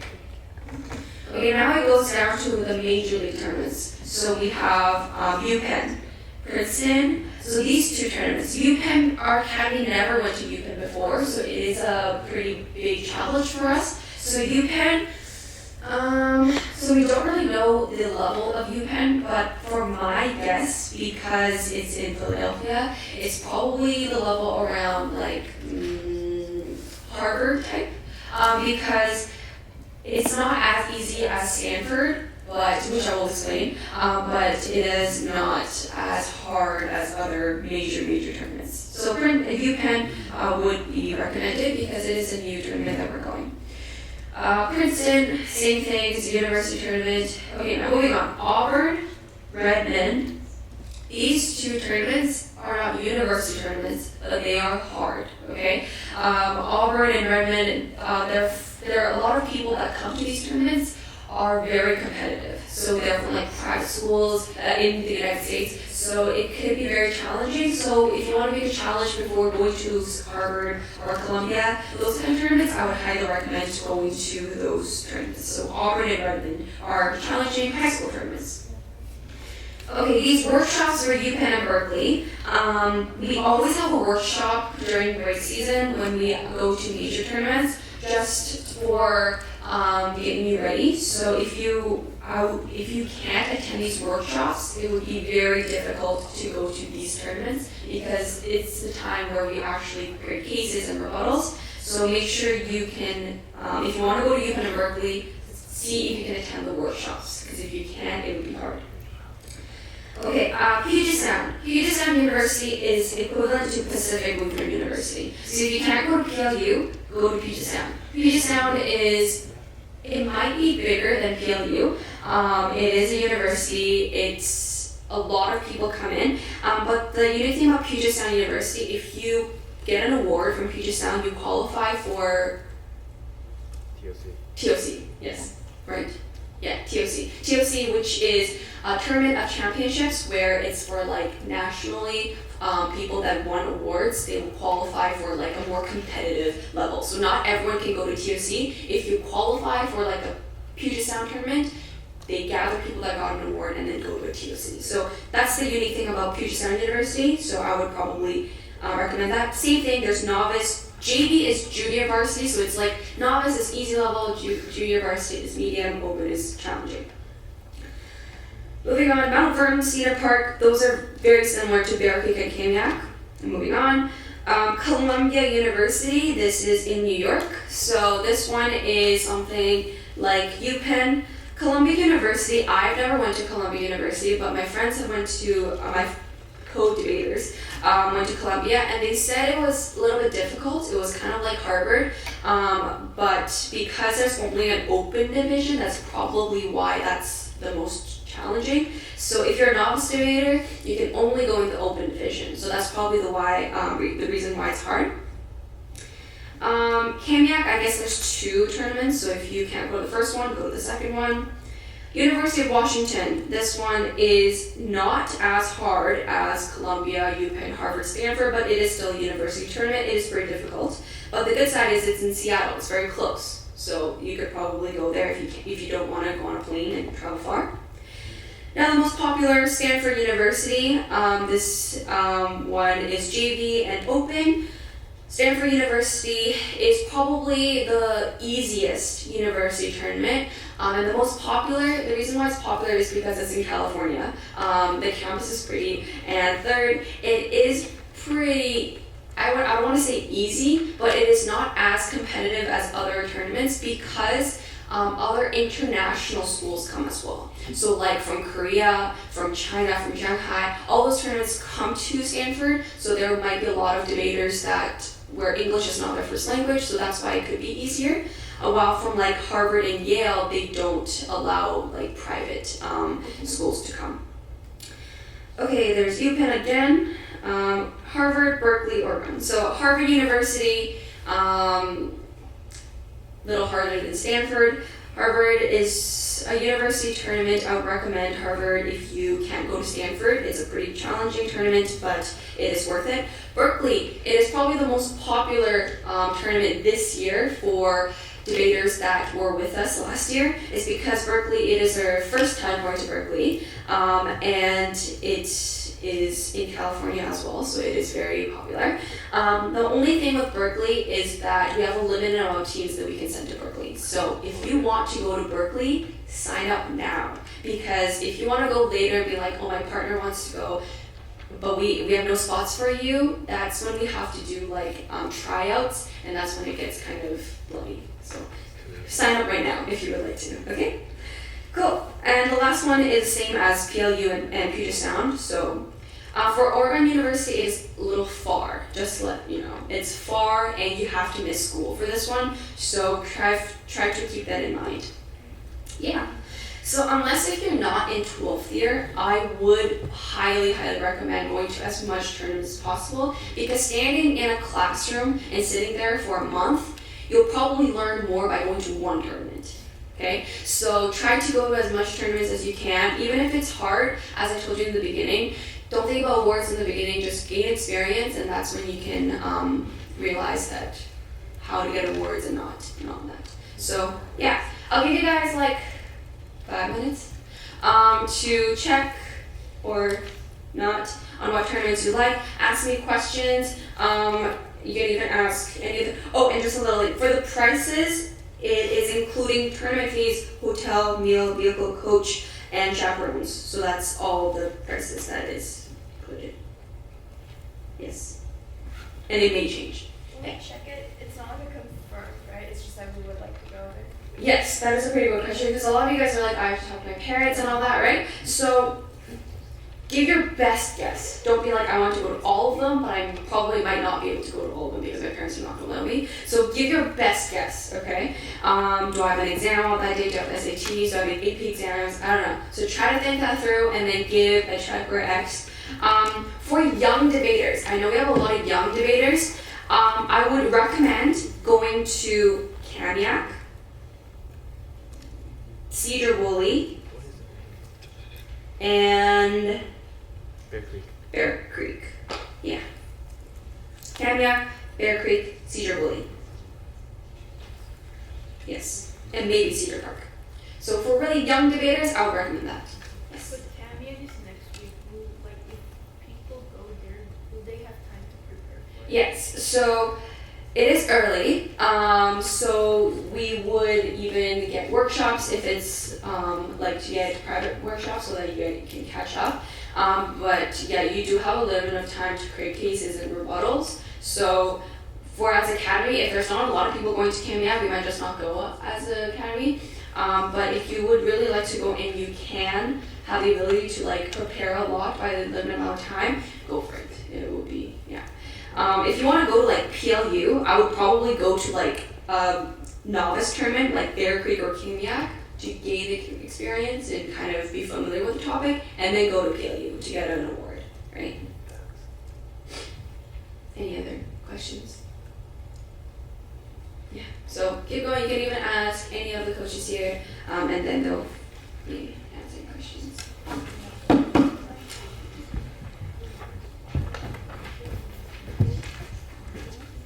If you guys don't want to miss school, try to go to Bear Creek because I know for a fact that most schools in our area, they have a Pro D Day right before Bear Creek. So if you don't want to miss any kind of school, you should go to Bear Creek and the near ones. And then later on, like Jenny said, if you have experience from these novice tournaments, then you can start moving up into, let's say, like university level tournaments. Not necessarily Stanford, Harvard, but going to a small university like PLU or Puget Sound is really, really good experience because you don't necessarily go against the best debaters in the world, but you get to go against one of the top debaters in the region, which is still very good experience to prepare you into your debate future. Other than that, going to tournaments like Stanford and Berkeley is really, really nice because it's West Coast, Best Coast. So you get to experience the universities on the West Coast and experience the lifestyle of California, which you really should experience. Later on in those universities, like Jenny said, Stanford is the easiest one just because there's a JV division and also because the competition level isn't too high there. But as she mentioned earlier, it's really, really good to check off whichever one you really want to go to because we are going to be canceling quite a few tournaments just because it's really, really hard for like let's say David to go to a university tournament every single weekend by traveling on flights every single weekend. You have many layovers and many difficulties that go into that. So we are going to be canceling off some university tournaments and even some high school tournaments as well. So please just write down the ones that you really, really do want to go to, but the ones that you aren't necessarily sure about, don't put a check mark there. So if you want to go to all of them, don't put a check mark on all of them. Just put a check mark on the ones that you really would like to prefer to go to. So then we can take off some tournaments and focus on the other ones.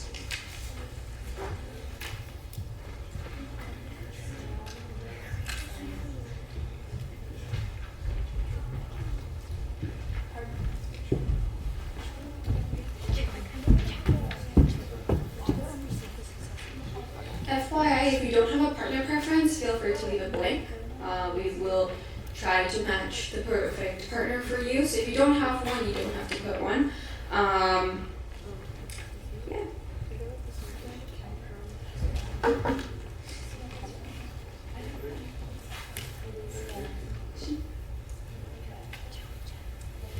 And for people that are like, I really don't want to go to any tournament,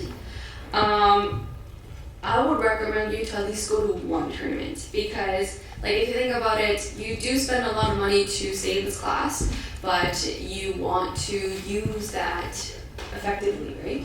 So if you are like, I'm not confident right now, there's all the way until February, okay? So you can kind of wait until like Kamiak, where there's like another one in January. So like, I'll wait until January and then learn. Feel free to do that as well.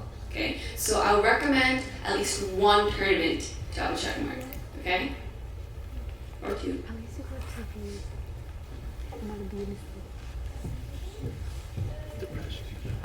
This class is so hard. His English so bad right now. It's just easy. Yeah, it's just so much easier. Yeah. Like, I thought that would be easy, but no. Is there anything messing with my soul? I can't. I thought my essays were good. Oh no. Yes, I know. Banta doesn't have a rubric, okay? She goes by how much she understands it. She said my essay was overall very good, but I still got a G.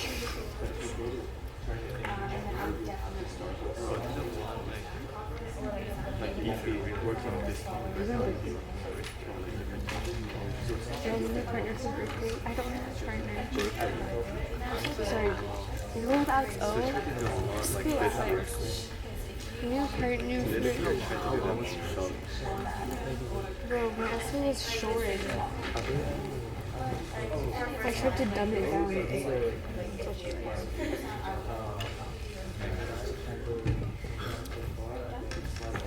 Go with you got ugly, so I mean, I've read it and expecting it. But it's also it's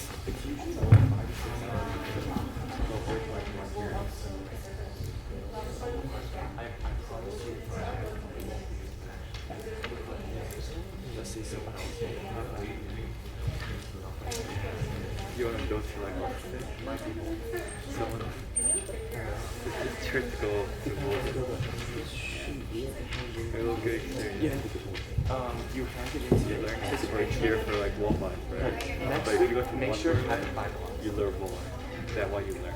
Finalize, like next week you come in, be confident, I can go to this one and this one for sure, and this one just.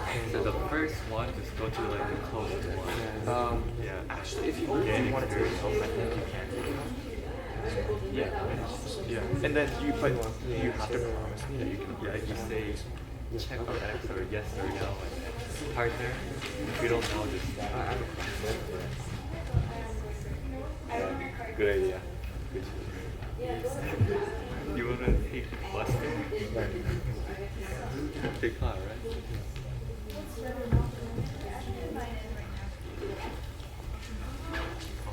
You're going to steer it? I'm thinking about it. It's not confirmed yet. Yeah. But it's good to go to May. Camiac's pretty far away. 2 hours.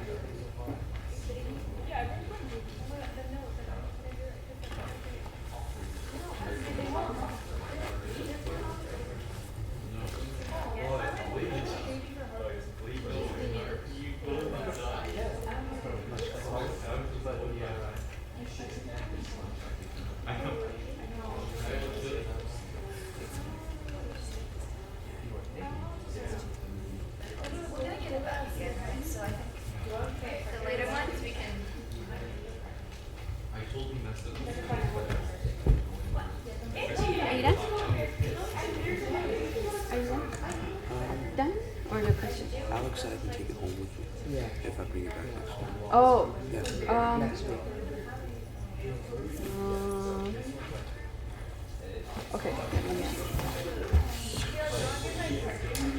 Guys, let's do a vote here. Do you guys think it'll be a better idea to take these home and then discuss it with your mom and then check it and give me a final sheet? But you guys need to promise me that you have to bring the sheet back to me. Okay? If only like half the people bring it back, then I'll be really sad because I have to print all these again. Yeah? Yeah. Okay, so everyone agrees that I should give it back to you guys, bring it home, and then give me the final copy next week? Yeah. Yeah? You guys will promise me you guys won't lose this? Okay? Okay? Okay.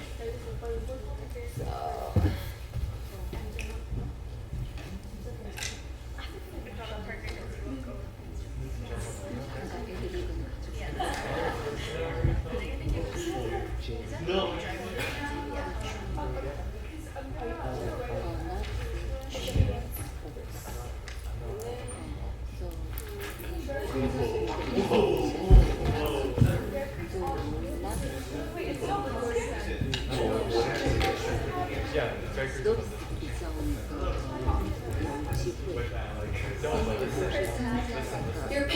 also have a copy of this that was emailed to them, so if you want to do it a new one, then they can probably print it out again. Alex, is it done? You're gonna have to put it up on this computer though, because yours doesn't have any shape. I just want to review it. Yeah.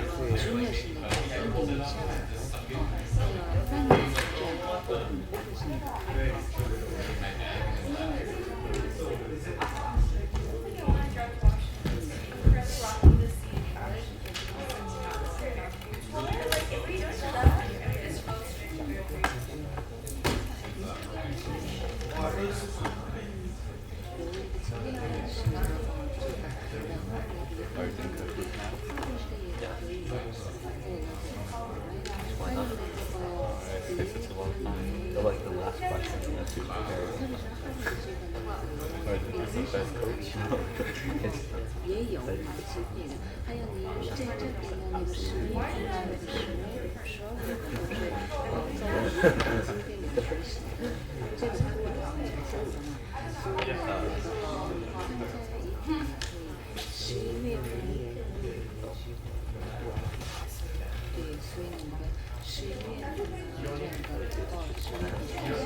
No, I got the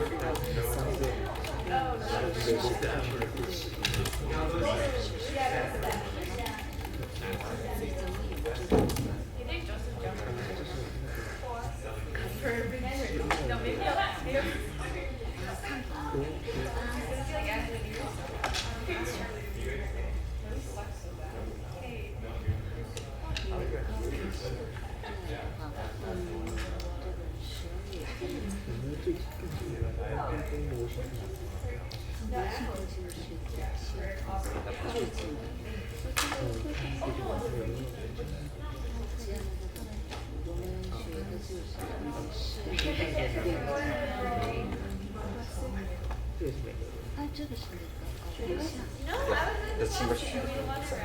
Just doing it. The one doesn't work.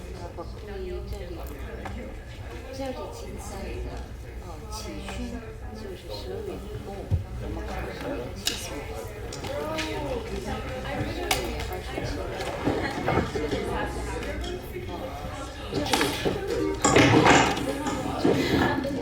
Okay, everyone, close your laptops, close your notes, put your sheets away, be ready to leave the room. So like, pack everything. Nothing should be on your desk. No phone, actually, except for your device. So you just need a device, a phone, preferably. If you don't have a phone, use a laptop. Alex? If you do not have a device, can you put your hand up?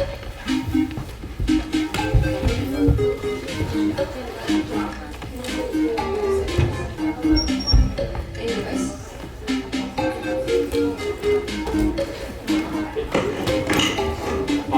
You have your phone, right? Go to Kahoot, and then we're playing a little game over there. Go to Kahoot. Go to Google, search out Kahoot. Okay, so if you go to kahoot.com, put your hand up if you're lost, and then enter that code in. Just follow the instructions on the screen. Yeah. It's not hard. Put your hand up and then somebody will come and help you. Alex, she has a hand up. Alex, help her out, man.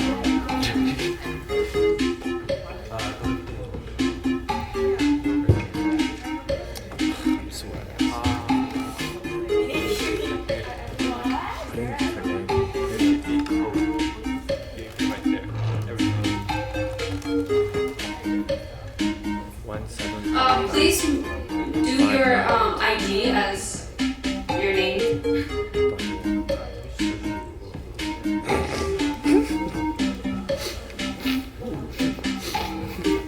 Who is Joshua?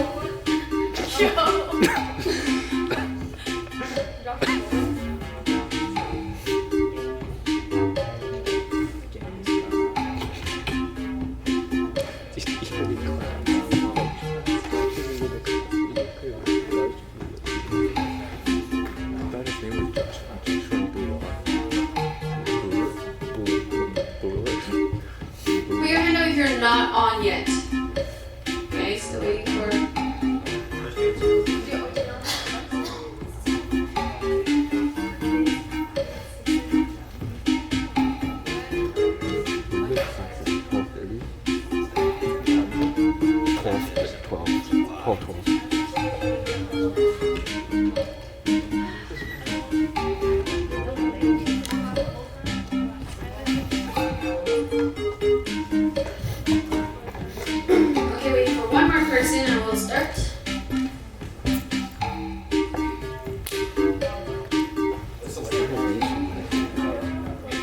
He went to the washroom. Okay. Caleb, get on your device and log into Kahoot. The winner of Kahoot will win Alex's high five. I also have a Starbucks cookie if you want it. And Tiana has a Starbucks cookie. But Alex's high five will be better. It's really crisp. Both. Caleb, are you joining?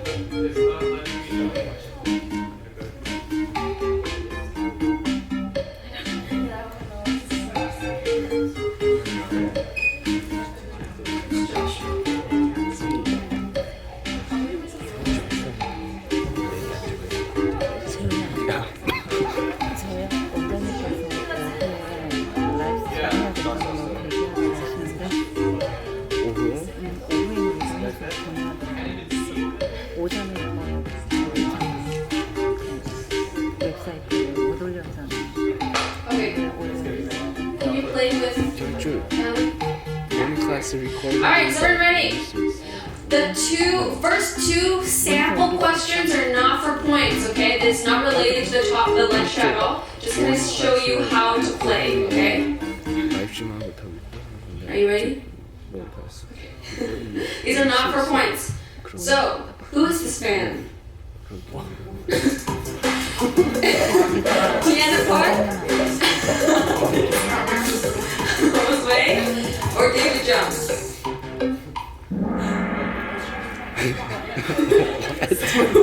David Jones. Okay, these are not for points to sample. Just one more sample question and then we'll start. Okay, Liam is on the lead. What is 1 plus 1? 1, pi, 2, the limit does not exist. 3, 2, or Jose Anderson. We chose those answers. Okay, now we'll start on the real questions. These questions are related to Alex's lecture and kind of Tiana's as well. Okay? What is the difference between Medicaid and Medicare? Medicare is free. Medicaid is 65 and plus, and people with severe disabilities. Medicare, 65, people with severe disability, or Medicaid is low income. Medicare state program, federal program, funded by the government, or funded by taxpayers. Yes, so the right answer is diamond. For the circle, it is switched around. So Medicare, I put 2 Medicares, didn't I? But yes, but diamond is right. Joshua is on the lead. Karina, Lauren, Jasmine, and Angelina catching up. Next question. What percentage of world prescription drug development spending is made by U.S. companies? 44% of prescription drug spending, 44% of both prescription drug spending and yield-proof drugs, 42% prescription drug spending, and $10 billion. Very good, half and half. So 42% of prescription drug spending is not 44. Let's see who is up. Joshua's still on the lead, Chris, a new person on the lead, and Callie, Caleb, and Bruce. What are the 2 ways companies can still make the same profit when drug prices are lowered? 1, increase units sold and increase the amount of private investors, or decrease expenses and increase competition. 3, control the supply and demand, and 4, increase the quantity sold and decrease expenses is the right answer. Good, good. Joshua's still on the lead. Then Callie, Bruce, Karina, and Meryl. Who will be Joshua? How is President Trump planning to increase competition? A, threatening to cut CEO wages. B, identifying areas for low competition. C, incentivize companies to enter low competition areas. And lastly, by making America healthier again. There's 2 answers. answers identifying areas for low competition and also incentivize companies to enter low competition areas. Good. Who chose square? Okay, Joshua's still on the lead. I think these are the same list, so very good. How could companies force the government to raise price ceilings for certain goods? 1. Decrease the demand for the drug. B. Increase the supply of the drug. Decrease the supply of the drug. And squared hashtag mega.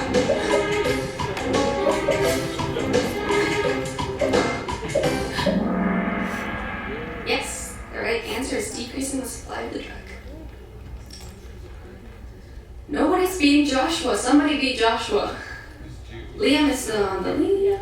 Is still in the list. What type of drugs are companies like Pfizer likely to prioritize if price limits are imposed?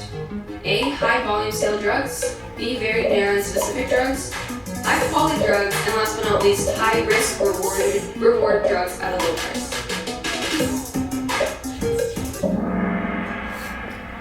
Yes. A is the right answer. High volume sales and drugs. And J, a new person on the list. Class, are you excited to go to tournament this year? Yes, 100%, absolutely. What's the next flight to Berkeley? I'm ready.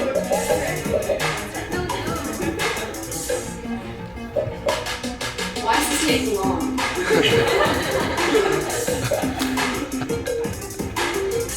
This is the longest time I've seen it. Yay! Great. So our winner is Joshua.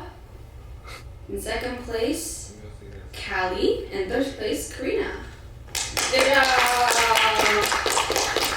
Alex, or Alex O, can you come in?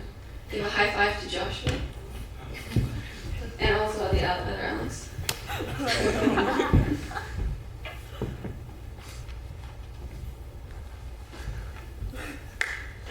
Good job, Josh. And Callie and Karina, good job. Okay. Jose, do you want to wrap it? Sure. Okay, good job, guys. It's my friend. Well, everyone did a good job. Hopefully, very informative. I think it's a great resolution, so hopefully everyone is excited for it. I honestly think it's actually probably going to be a lot cleaner of a resolution than the one we had about the law of the sea. There was a lot of speculation in the law of the sea, hard to prove things would happen. I think there's a lot more concrete evidence attached to this resolution. Plus, I think it's more interesting. So yeah, everyone's homework for next week. I want everyone to do your best to come up with about 6 really good ideas for either arguments for pro or con, or you could also do refutation. If you have something creative and is a form of blocking a conventional argument, a creative way to deal with an expected argument in this debate, those would count as well. But a total of 6 different things. If you can find evidence for them, that would be fantastic, and we encourage you to start looking for evidence, but you minimum have to come to class prepared with at least 6 solid different ideas for this resolution, either pro or for con. You need to have at least 6. Strongly recommend having evidence attached to them as well, though. That's your homework. No, yeah. We'll see everyone next week. Explain. Great class, guys. Right now. Wait. Okay.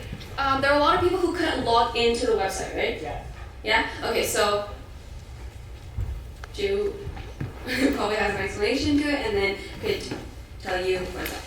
Wait, can I have a show of hands to see who can't log into the website? So, 1%. I'll talk to you directly about that then. But there should be more than one person. Oh, okay. So everyone else can log in? Yes? Did everyone try logging in? No? Okay, log in right now. Everyone log in right now and double check.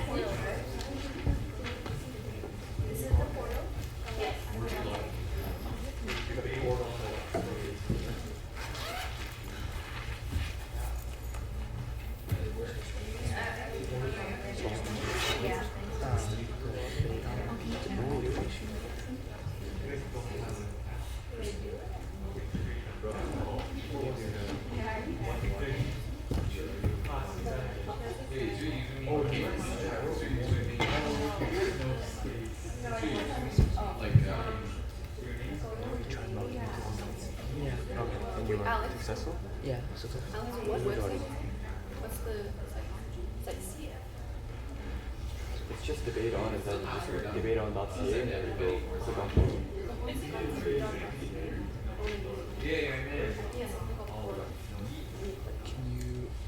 Have you logged in before too? Yeah, I logged in before. Shall I log in? You logged in? Oh, I don't know. Make it account. Yes.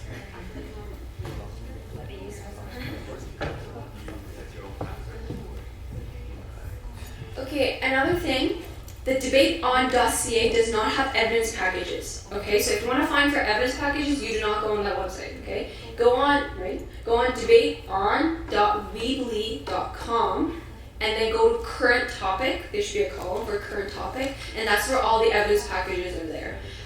They would require a password to go into that evidence package. So the password is brainchild.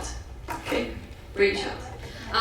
These evidence packages are probably going to be emailed to you or uploaded to the drive anyway, but if you can't find that, then go to that website, debateon.weebly.com. If you did not make an account yet, create the account please right now.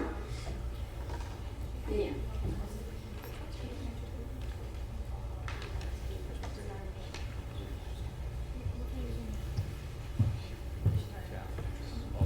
Everything working for you?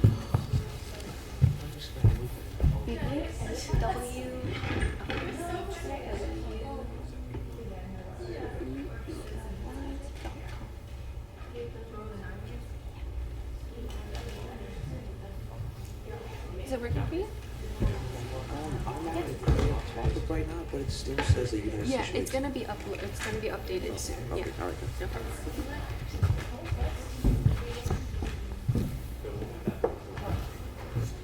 Okay, seems that everyone is all caught up. We ended up pretty early, unlike last time when we ended 10 minutes late. So you guys are free to go. Please do your homework next week. Do not come here. Come to the academy, right? Cool? Okay, awesome. And any questions, feel free to contact us. And hope to see you next week. Bring the sheets next week, the tournament sheets. Okay? Goodbye.